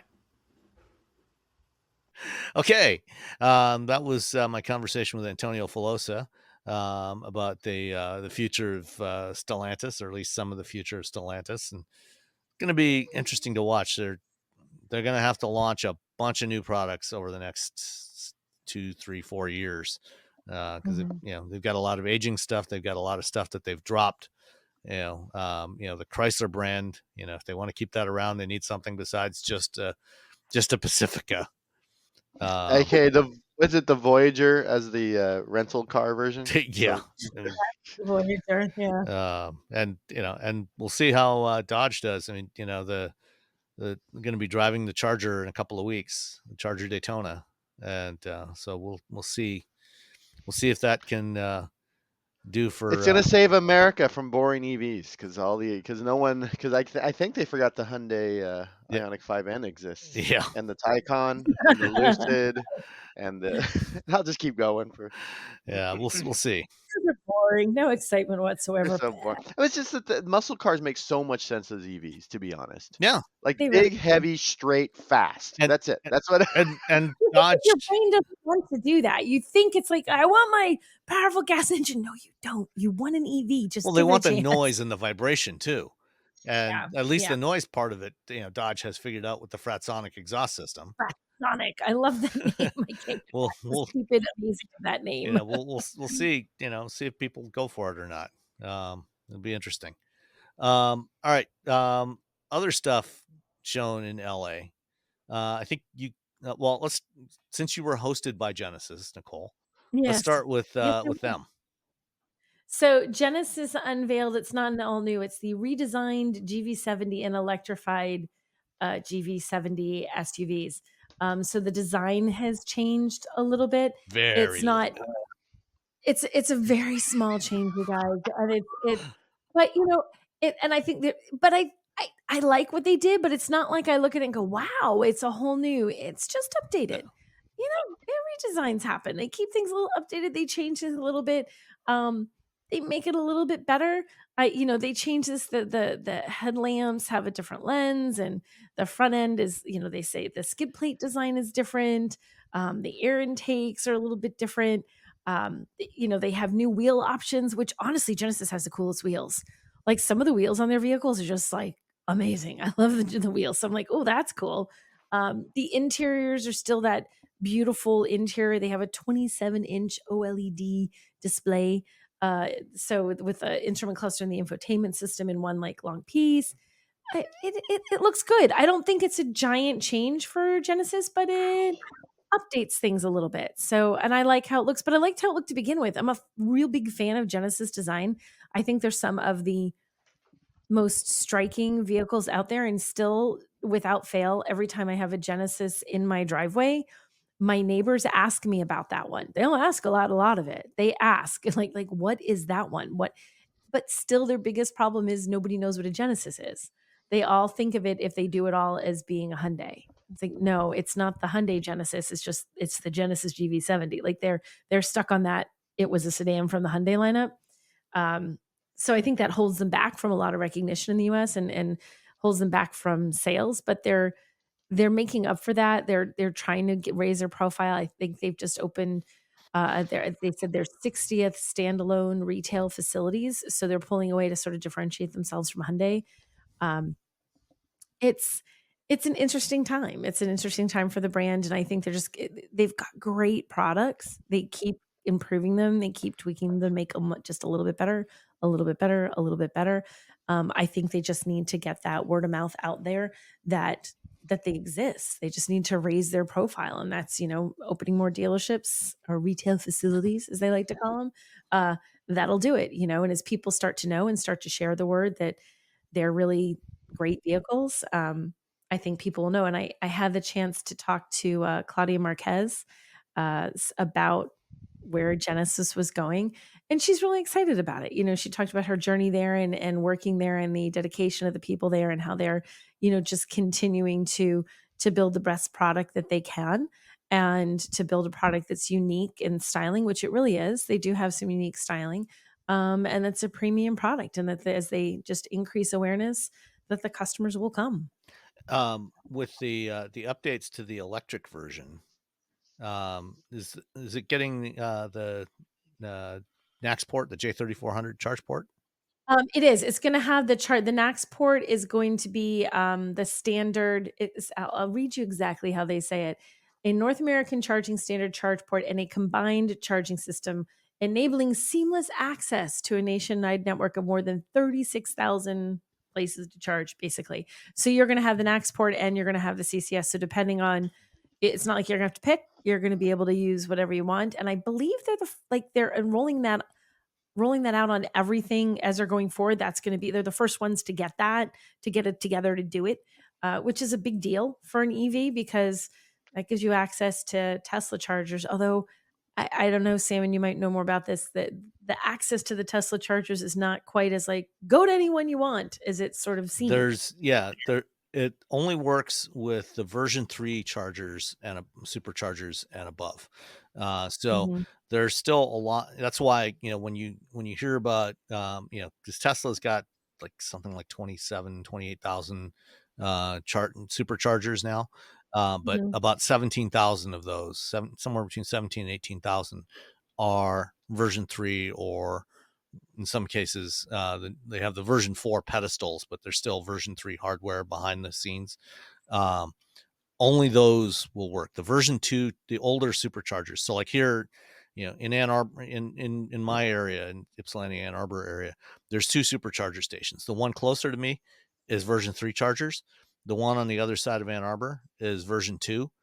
Those don't work with anything but Teslas. The version 3 chargers will work with other vehicles. Which is, first you're like, oh man, well, that's terrible. But you're still getting access to the superchargers. You're still increasing your options for charging your vehicle. And the reliability of the Tesla network is huge. That's a big benefit to, until now, just buying only Tesla. So, yes, it's not opening up everything, but it's opening up a lot. So it is going to make charging your vehicle easier. And I still say people get weirded out by range, and you need to calm down, because most of us are not driving 400 miles every day. So most of us are going to be just fine charging at home. And, I think especially for Genesis customers, they had said most of their customers actually have garages or someplace to charge. So they're not as often going to be people who don't have access to a place at their home where they can charge their vehicle. So, but still, it's great. It's a great option. It does increase the flexibility of charging in more places and not having to worry about finding a working charger. Yeah. I just looked, there's actually almost 31,000 superchargers now. But again, out of those, about 17,500 are version 3 or 4. So the version 2 chargers. So a little less than half of what's currently out there, about 40% of them, will not work with anything but a Tesla. So if you got 60% they do work with, right? So it's you got to look at the plus side of it a little bit. The Tesla app, you can plug in the car you have, and it'll tell you, like, if you say, oh, I have this car, and either you have an adapter, or if you have a NAC port, and it'll say, oh, okay, you can use these chargers. Right. And, so you're not going to be shocked. You're going to drive up, and it's like, oh, it told me to go here. I can't use it. No. Yeah. If it tells you not to go there, because I tried that with the when I had the Mach-E. Yeah, I did the same thing. Where I was like, he's like, you can't go here. I'm like, I'm going to try it anyway. And it didn't work. Yeah. But I talked to Hyundai a few weeks ago about NACs on the Ioniq 5, and of course now on the Ioniq 9. And they said that they're working on that sort of being part of being able to pull in that information from the Tesla network into their infotainment screen or entertainment system. Like right now, if me and my Ioniq 5, if I drive down the state, it'll do route chart. It'll tell me where to stop, and it'll tell me how many chargers are available at this station as I'm getting closer to it. And so, they're hoping to have that early next year, or they're working on it. I think that's the goal is early next year. So who knows? Because you still have to deal with a whole other network that can be that was a little bit decimated a few months ago. With, to say the least. Layoffs. So I think there's a lot of really, really cool stuff. I like the fact that the Genesis still has the charger up front. That was like, at the event, I was like, yeah. Well, as I'm having to back the vehicle I have right now into my driveway to be able to charge. I'm like, I hate having to back in all the time. It's driving me nuts. We had the Kona EV, and you could charge it up front, and it was great. And now we have the Ioniq 5, and now we got to back it in. And we're just like, boo. Well, speaking of backing in, on the Ioniq 5, even though the 2025 Ioniq 5, which is being built in Georgia, they switched to a NACS port on there, to a J3400 port, but they kept it in the same place on the passenger side rear corner. For 26 or for 2025, the refresh to the Kia EV6 is also coming up, because they're also building those in Savannah. And that one, they actually moved the port to the opposite corner. So it's now on the left rear corner, just like Tesla's. Okay. And so it's got the J3400 port on the left rear corner. So now you can avoid the problem that you have with most non-Tesla vehicles if you're using a supercharger, which is that the cords on superchargers are very short, and they're designed for Teslas, which all have the port in the same place. And for most other non-Tesla vehicles, you end up having to park in the wrong spot. So, like if you have an F-150 Lightning or a Mach-E, you, instead of parking in front of the charger you're going to use, you have to park in the next slot over, because that's the only way, because the port is on the left front corner, or left front fender. And so that's the only way that the cord will actually reach, because the cords are too short. And you have to get super, super close to the thing. Yeah. The little bollard. And so now you're using up an extra space that could be used by somebody. And so it's kind of a pain in the neck. But so at least Kia has made the switch over to the other side, which I was kind of surprised at. Yeah, I mean, Tesla needs to just make their cords longer. Well, I understand that especially if they want NEVI money. Yeah. If you want the money for having, you need to make sure it works with everything. Yeah. Well, my understanding is that the cables on the version 4 dispensers are longer. The version 3 ones are short, and version 2 and 3 are short, but the version 4 have longer cables on them, so it shouldn't be as much of a problem. But right, I've seen that too. But there's only a handful of those in existence anywhere. So yeah, that's kind of a bummer too. All right, well, let's stick with Hyundai Motor Group. And there was at least one actual all new vehicle, that was for shown. real. Yeah. Well, it depends, if you consider it to, be a derivative of the Kia EV9, not quite so all new, but all new model. New enough. Yeah. So it's new to you. So yeah. So tell us about the Ioniq 9. So the Ioniq 9, now we have a 3-row electric SUV from Hyundai, and did they go all out for this reveal? It was this crazy place called the Cheats Goldstein House in like the Hollywood Mansions. It was very $70 weird. million house. They had to dropped me off so early. Yeah, it was bizarre, and it was cool. So it's the big global launch of it. It looks great. It's gonna, I want to get really excited about it, and it's going to be, but I'm curious because the EV9 was so special, I guess, maybe when it came out. And I'm wondering if this can capture the same thing. Like now we have, it's not like there's not a lot of, there's 3-row options for EVs. We've got options now. You were there, Robbie. What did you think? I think, I think there's good. Yeah. First of all, it looks like a Volvo wagon. It does, especially from the back. Yeah. So I'm at the event, the unveiling. I'm like, oh, it's a Volvo wagon, and that's a good thing, to be honest. To be absolutely, it really does. Now that you've said that, there's this picture on it totally does. I didn't see that until you said it. It looks like a Volvo like a large Volvo wagon. I think the only weird thing is the weird little eyebrows over the fender over the wheels, and I was like, I don't know if those will survive a refresh, because I think they're a little odd. It's like the one thing where you're just like, what? It looks like you should be able to push on. It looks like a feature that should be inside of a car, and you push on it, it should go boop, it shoots and like out or something. Yeah, it's like, no, it's just for visual, and you're like, is it okay? It doesn't look bad. It's just surprising. It looks like it should do something. Well, the remember the Kia Tasman? I don't think you were here, Nicole, when we talked about the Kia Tasman, their pickup truck that they're launching overseas. Yeah, I'm familiar with it. It's got these big wheel arches, and it actually has little storage boxes in the top part of the wheel arch. Oh, that would be cool if it did that. It was, but it's not. It's just it's not doing that. Yeah, it has a larger battery than the EV9, so I was like, at the rear wheel drive long range one should probably get maybe like 330, 340. I wrote it down in an article. I did some in my head. They said everything is targeting above 300. Yeah, 300 like the whole plus. lineup. So they're not offering a smaller battery version like they have on the Kia. No, it's just the 110.3 kilowatt hour capacity battery pack. And you get the rear wheel or all wheel. You can pick that at least, whether you want rear wheel drive or all wheel drive. So so I'm feeling the EV9 does 309 with the 80 something hour or battery pack. So it's like a long range rear wheel drive version is probably going to get like some crazy, maybe up to 340. Just based on the fact that this, Kia and Hyundai are all about that that efficiency with those vehicles. Yeah, the interior is nice. You're still getting that really nice, like Hyundai interior that feels like a more of a premium brand, and the little I don't know. I like the back end a lot. I still like the little pixel lights a lot. I Um, love the pixel lights. right? I have an Ioniq 6 in my driveway this week that I'll talk about next week. And it has so many pixel lights on it. It looks fabulous. I love all the pixels. I love the pixeling design that they're doing on all these. I think it looks great. Yeah, no, the pixel lights are great.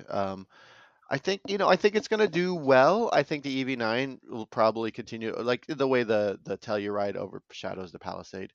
Um, I think that's what's gonna happen, to be honest. I think the EV9 is a bit more. I think people are gonna like the design of the EV9 a little bit more. But that said, I mean, the Ioniq 9, I think is again those is the only thing is those weird little eyebrows. Yeah, because it looks fantastic, and I even like the way the lights across the front and the hood sort of slopes. It makes what is essentially a very big vehicle look a little bit more nicely proportioned. It makes it look a little sportier. Overall, I think the design is great. The interior looks fabulous. The Yeah, interior looks absolutely fantastic. Like I don't have any complaints looking at it. They have those second row. What do they call The them? The Ottomans. relaxation. Yeah, the little yeah, ottoman thing that's up for the second row. I'm like, all right, I can get behind that. Because you when you have a family car like this, it's not always that you pick up one kid and then you're waiting for the other kid. So while you're waiting, one of them can lounge. I think they did a nice job of making that a really usable space for people inside. And I like how it looks. And I love the pixels. I love the pixels. Although I have a funny story. So Russ took a picture of the Ioniq 6 that's sitting in my driveway, and he initially said to me, "It's an Ioniq," and I'm like, "That's not enough. Can you take a picture of the back of it?" And he took a picture of the back so I could see it was Ioniq 6. And I had my AirPods in. I was on a flight, and Siri reads to me what the picture is. It tries to tell you what you've been sent a picture of. And it's like, Russ Wakeland has sent you a picture of a black and white keyboard. That's how it saw all the little things on it. I was like, what? And I was listening and I'm like, he sent me what? I'm like, oh, I see that. Oh, Siri, you're not entirely wrong. So now that's what all I could think of, a black and white keyboard. I like that they yeah. kept the external shape very close to the concept that they had 2 years ago in LA, the Mhm. Hyundai 7 concept. And I guess at some point because this was originally supposed to be branded as Ioniq 7, but they Mhm. changed it to 9 at some point for some reason. Maybe because Kia went with EV9 for their 3-row, You might be and right. So it's too they didn't close. want it to Yeah. seem less than the Kia. Ah, good point. or Good point. I yeah, didn't think about that. or Yeah. maybe they have a what do you call it yeah. An EV, They have a 7 coming, and the yeah, 9, like, what's the biggest one we have? Well, that one should be the 9 yeah. because we have the 5, the 6. If we're gonna Yeah, have maybe something they're in gonna have a between, mid-size 2-row, more yeah, upright In yeah. the middle, crossover, just the 7. SUV-ish one. Because if you don't, then you end up with the weird thing that's going on with Rivian, where like the 2 and the 3, but like the 1 is the biggest one, Right. and then the 2, like the higher the numbers, Or the smaller the car. You're yeah, like, well, that or now I'm Right, it's confused. like yeah, or backwards. Yeah, Polestar. They're just numbering them sequentially as they come out. So, you have the it's Yeah, like another 1, one. the We're 2, for 54. 3, the 4 is slightly smaller than a 3, 3, yeah, and then the and the 5 is gonna be this, sedan, this GT and then the sedan, and 6 is gonna be the Roadster. yeah, so it's like the numbers have no meaning at all. Yeah. So, And everyone's like, oh, and then meanwhile, like BMW's like, come on, guys, we've been doing this for years. Look. Figure it out. Lower the Figure number, the smaller the car. did they give any indication of pricing for the I Ioniq? Nope, don't nothing. Like, your guess is as nothing, good as anybody's. I nothing. can't imagine it. I mean, I feel like Hyundai does a good job on the pricing front in general. They're always a reasonable price. I feel like you get a lot for the money. So I feel like it'll be that. I don't feel like this is going to be priced out of range for your average consumer. I have confidence the price will be good for what it is. Unless they That's do my Uh, thought. some like some really fancy stuff, it's gonna be a little bit more than the EV9, just because I mean, it's already got Mhm. like what 20 kilowatt hour more battery or so. It's more, yeah, it's more SUV than the EV9. It's got more to Yeah. offer, yeah, so that makes Yeah. sense. But I don't think it's gonna be like sky high or anything. Yeah. The EV9, starts at 55, but that's with the smaller battery. So the long range rear wheel drive EV9 starts at 59,200. So I would assume it's going to be at least that much. Yeah. Maybe low 60s. I mean, Yeah. we probably would love to keep it under 60 because that's a nice number to avoid. But Yeah. I would think the extra, it maybe it could do it, but yeah. If they bring it in at 60, that's crazy talk. That would be very. It would be amazing if they could. Yeah, I don't know Yeah. how they'd do it, but Yeah, but then you'll end up mean, with a situation like what VW is facing with its dealers now, where dealers are putting $15,000 markups on the ID Buzz. Oh my God. Yeah. Sigh. All right. Sigh. Even though Volkswagen told you not to, they're Yeah. gonna do whatever you want.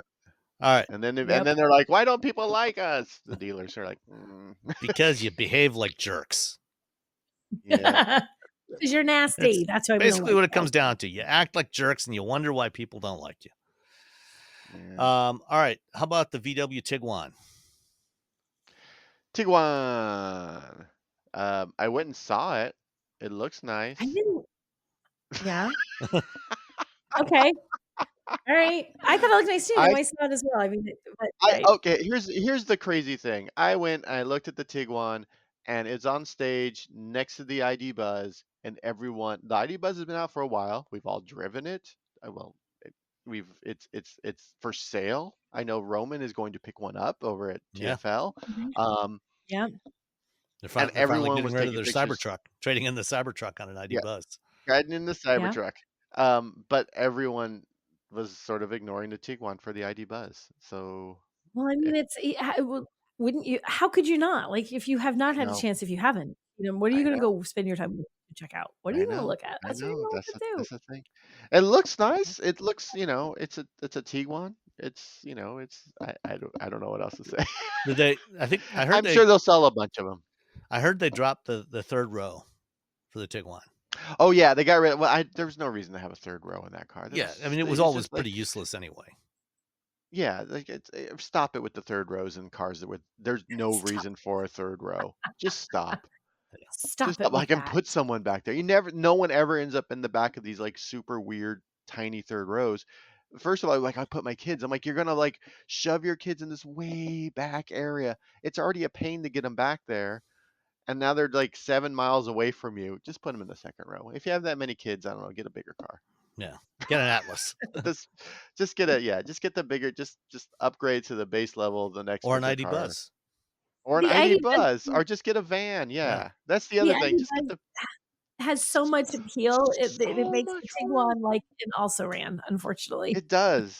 That's the thing. And then I think, I think there was a conversation with a bunch of automotive journalists about the ID Buzz and whether or not it would, after its initial run when everyone's really excited, will it stick around or will it end up with the fate that the Beetle had? And I think there's enough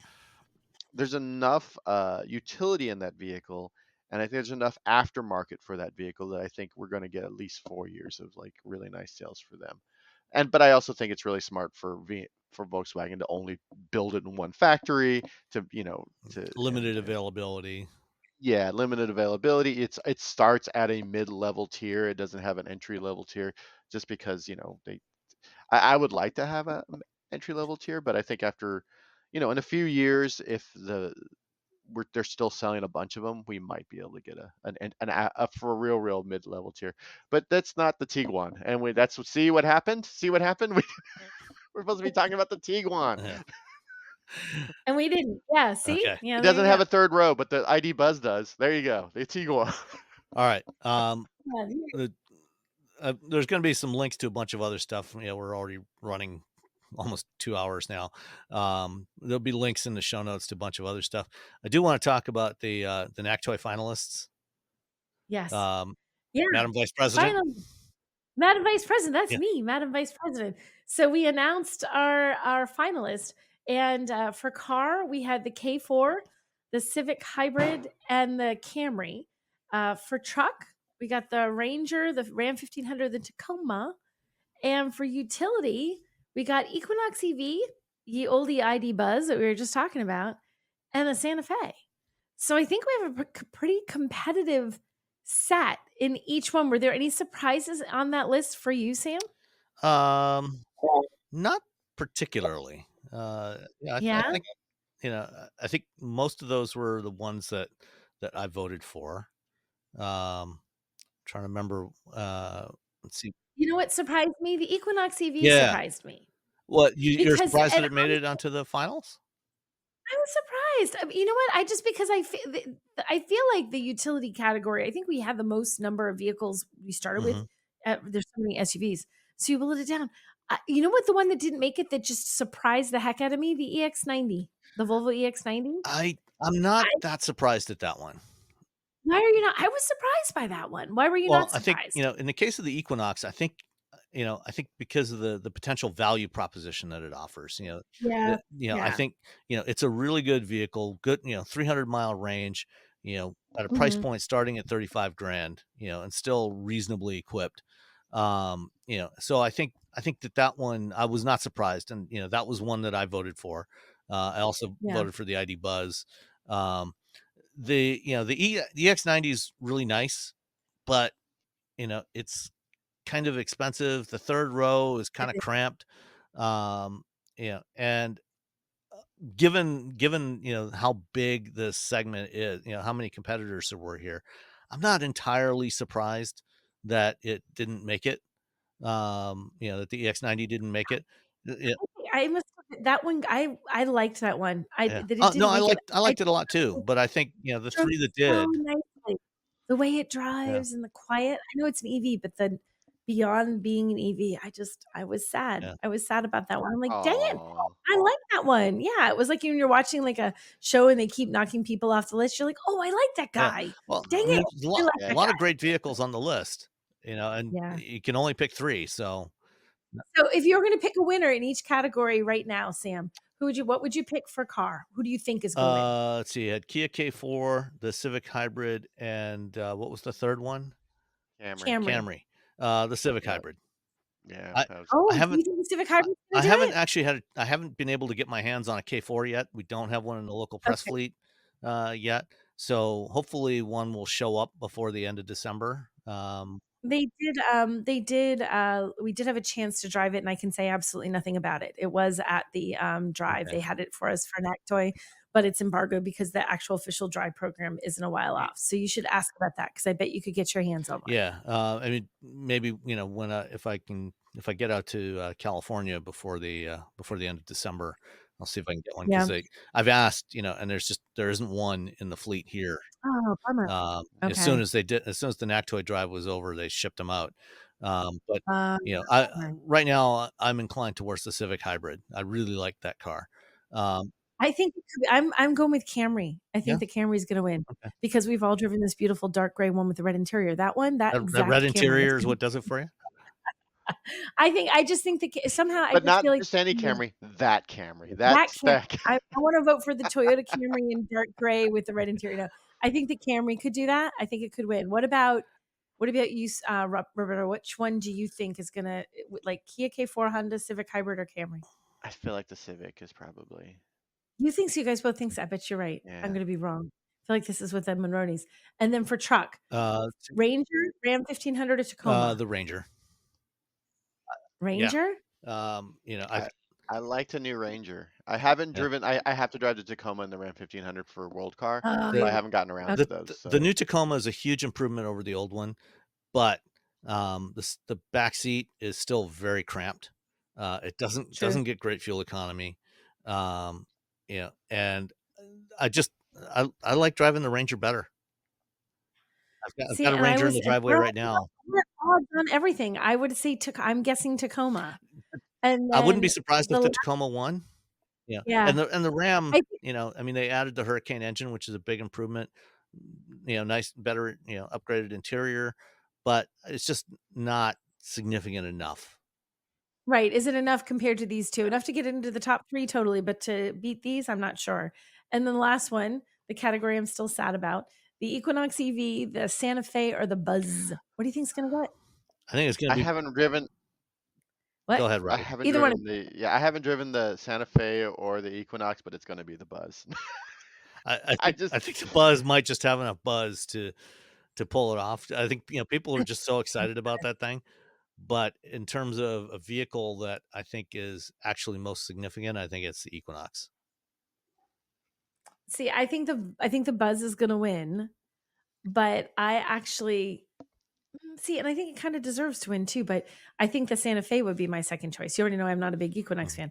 The Santa Fe, I just like that I like the way Hyundai changed their design and they made it very versatile, and the powertrains and the neat little things like the little thing that pops in on the side to help you up at the top. Like there's neat. It has a lot of thoughtful details in the Santa Fe, so I like the Santa Fe. But I think it's going to be Buzz. I should write all this down, and we should come back in January and see how close we get. I think they're like a lot of people went into the Buzz Drive program a little, we were all like a little disappointed at, the pricing and the range. And within like 15 minutes, we're all like, Buzz. We're like tiny little school children, just very excited to drive around in a bus all day in a van. All right. Let's answer a couple of listener questions before we go. Let's see. Mike, and this one actually came in as a comment on Spotify. So somebody is actually listening to the show on Spotify. Not sure why, but I don't. Hey, wherever you want to listen How is did good you for me. even comment on Spotify? I didn't even know that was an opportunity. You could do that. Apparently it's there because I got a notification, from that there was a comment on the show, and so actually not Mike, Mark, who's from Howell, Michigan, not far from here, and he asks, recently bought a 2013 SL63 AMG. How much trouble have I gotten myself into? A lot. I really enjoy driving the car and realize the repair maintenance costs are going to be much higher than the 65 Corvette I owned previously. Any input you could provide, good, bad, or indifferent, would be appreciated. I really enjoy the show and always look forward to your banter. Well, good lucky for you, Mark. Lots of banter this week. Either of you have thoughts on a 2013 SL63? Listen, you're going to have the best time until you have to get it fixed. Yeah. The best time. When it works, you're going to love it. Absolutely. When it works, the key word being there, when it works. Yeah. I mean, Yes. they're great as long as you don't have to fix them. It's one of those things, like some other brands, they're great vehicles to drive and terrible vehicles to own. But you'll enjoy it. Hopefully you got a good price. It's a 2013. Maintenance. Yeah. Do all the maintenance things, all of them. Yeah. Don't skimp on anything. Maybe don't skimp, and I think that you'll be all right. But yeah, do all the maintenance things, and you should be okay-ish. Save up some money. Like start like a Christmas fund or whatever people do to put save some money away every month for the every month. For your pending expenses. Yeah, put a little money away. That way, when it does happen, you're like, hey, I have this money for that thing. Okay, next one from Paul. This one came in by email. And he actually messaged me separately too. So I answered him. But I'm curious to see what we're going to say. I'm like, we should all answer him on the show too. So it says, hi, Nicole and the guys. I listened to Wheelberries religiously and sent a couple of questions, but never heard back. Sorry, Paul. Sam's a meanie. He doesn't pick all the questions. I don't know why that happened, actually. Well, sometimes it gets lost in the shuffle. Anyway, because you get so much spam into that account. Anyway, I listened to the show. Love the show. Lived in NYS for 12 years. New York. New York. Okay. He was in. I think it's supposed to be NYC, maybe. New York State. New York State, maybe. Anyway, he's back in the UK now. And could I ask you a question, please? Absolutely, Paul. You can always ask us a question. We will endeavor to answer. We're traveling to New York City December 9th and are looking to spend a couple of days there and then drive to Niagara Falls, then down to DC and back to JFK. We were wondering, what would you recommend as a hire car? For those that speak American English, that would be a rental car for this road trip. It all comes down to Tahoe versus RAV4. It's 2 adults and a 14-year-old with assorted luggage and camera gear. Ideally, I would like to do the 3 long trips as single days on the road.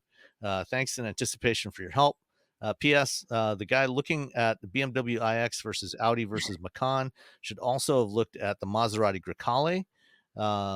Liz, my wife, had one as a courtesy car when her Levante was being serviced, and it was like a rocket. It was like a rocket rails. Great SUV, tons of grip and performance. All right, so let's answer the road trip car. So I had said what I told him was I had said RAV4 because I thought it was the Tahoe's big. It's just 2 adults and a 14-year-old kid. Unless you're super heavy on how you pack, you're gonna fit all that in a RAV4 just fine. And a little bit nicer, a little bit better. You're driving some twisty roads on your route. There's some side roads in there, so get something that's a little easier to manage. Tahoe's not bad. I just feel like it's more than he needs, and you're going to pay more for gas in the Tahoe. A lot more. On the road trip. What So Nicole said. That's yeah, good job, Nicole. RAV4. Yeah, thank you, Robbie.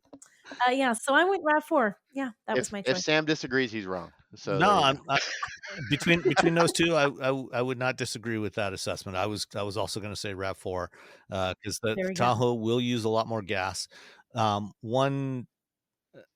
If you rent a Tahoe, I don't know if you'll be able to. Well, they probably wouldn't have any in the rental fleet this early with Super Cruise. If there was one available with Super Cruise, you might like to consider that. But other than that, absolutely the RAV4. It's got plenty of room. Unless your 14-year-old is like 7 feet tall, you'll have plenty of room. Even if you have a lot of luggage, fold down one half of the rear seat. You've got plenty of room in there. So RAV4. And here's a weird thing that I've noticed with rental agencies. They give you plug-in hybrids. That's the worst car to get from a rental. If you get an EV, you're like, okay, I can go and charge at the EV station. If you get a hybrid, you're like, oh, I'll just put gas in. But a plug-in hybrid is the most ridiculous thing to give people from a rental thing because it makes no sense. Because usually you're renting a car when you're going somewhere you're not from, you don't live at. Where are you going to plug? Well, your chances of getting a RAV4 Prime from a rental company are pretty slim. I doubt there's any out there. There's not. It's hard enough to buy one, much less rent one. I've had a few people who are like, yeah, they gave me a plug-in hybrid from the rental agency. I'm like, what is wrong with them? So don't let them trick you. And on the PS, the Grecale, I haven't had a chance to drive the Grecale Fulgari yet, and I don't know if that's what your wife drove, Paul. I've driven the gas powered one, and it is really nice. I think that listener was looking at EVs, which is why they had the iX and the e-tron in there and the Macan, and so I think the Grecale Fulgari is actually pretty quick, so that would absolutely be one. I don't think that they're available here in the U.S. yet. I don't think they've started selling them here yet, but that's definitely another one to consider. And finally, from Russ, and I'm assuming that this is not your Russ, Nicole. Tis not my Russ. As I recently traded in a Mercedes Wagon 2000, decided I needed an upgrade. The Genesis GV70 seemed like a good fit. After a few trips on interstate highways, I realized that the cruise control driving assist was not working correctly. I complained to Genesis home office, and they were very efficient. Today, I had a 1-hour ride with a shop technician. The conclusion was that the system is not broke. It's just poor compared to the older Mercedes. It would be very helpful in your podcast to give information on how well the driver assist works. I would not have this SUV if I had known that the driver assist was poor. So, it's I've driven some older Mercedes, with some of the, I'm assuming it's a 2000 Mercedes, so that's a 24-year-old car. I've driven Mercedes of that era with their adaptive cruise control that they had at that time. Compared to the Genesis, it's nowhere near as good as any modern vehicle. Yeah, I was perplexed by this. I haven't driven that vehicle that he's talking about, the Mercedes wagon from 2000. I wasn't doing this job back in 2000. So I haven't driven, tried out that technology that's old. But even trying the tech in most cars, if you look at what was out in take 10 years ago, 12 years ago, 2012, 2013, 2014, by and large, it's not as good as what we have today. I mean, I feel like even something as simple as lane keep assist used to ping pong you back and forth and make you sick. And now it just sort of, I'm My surprised that he found that. my experience with pretty much all of the Hyundai Motor Group vehicles, so Hyundai, Kia, and Genesis, is that the adaptive cruise, the ADAS, is actually really good. It's among some Yeah. of the better stuff I've seen. And generally very smooth. There's no jerkiness. Um, you know, you might want to consider trying a different dealer, different service Yeah. department, a different technician. Um, If you really hate it, I'm with Sam. If you really feel like it's bad compared to a 2000 Mercedes wagon, it feels like not that the Mercedes was amazing, but that there is something amiss with your GV70. I would at least get a second opinion from head to a different dealership, a different tech, and get a second opinion about it and tell them, yeah, because that just sounds weird to me. I've never heard anyone say that for tech that old that it did not match up to anybody's tech that's current. yeah, and driving the GV70 and the system that they have in there, I've always thought was quite good. If you want to write back to us, Yeah. Paul, Russ, and give us a little more detail on exactly what your complaints are. But my own experience with all of the various Hyundai Group vehicles is that the ADAS is actually quite good. And definitely if you do go to get another tech or another dealer and get a second opinion, they come back with something different. I'd be really curious. This one's perplexing, Yeah, Sam. I mean, it could be a calibration issue with Yeah. with the cameras. The things like the cameras that are part of the ADAS system. They do need to be calibrated. For example, if you have a cracked windshield and the windshield needs to be replaced, part of that process, and one of the things that makes it a lot more expensive on modern cars, is they do have to spend an hour or so actually calibrating the cameras or Mhm. calibrating the radar sensors. So it might be a sensor that is either not functioning properly or is not calibrated properly. And and so I'm not sure what's going on, but if you want to give us some more detail, we'll Yeah, follow up on it. absolutely. All right. Well, thank you, everyone. Got lots of stuff to listen to this week. While you're trying to avoid your family on Thanksgiving. So if you want, Yeah, Or y'all have to driving forever after travel. Thanksgiving. Oh Yeah. man, yeah, if you're I'm not going stuck anywhere. on the road, traveling to your family on Thanksgiving, got some hopefully fun stuff for you. And keep sending in questions at feedback@wheelbearings.media, and we will talk to you next week. Bye. Bye. Bye bye.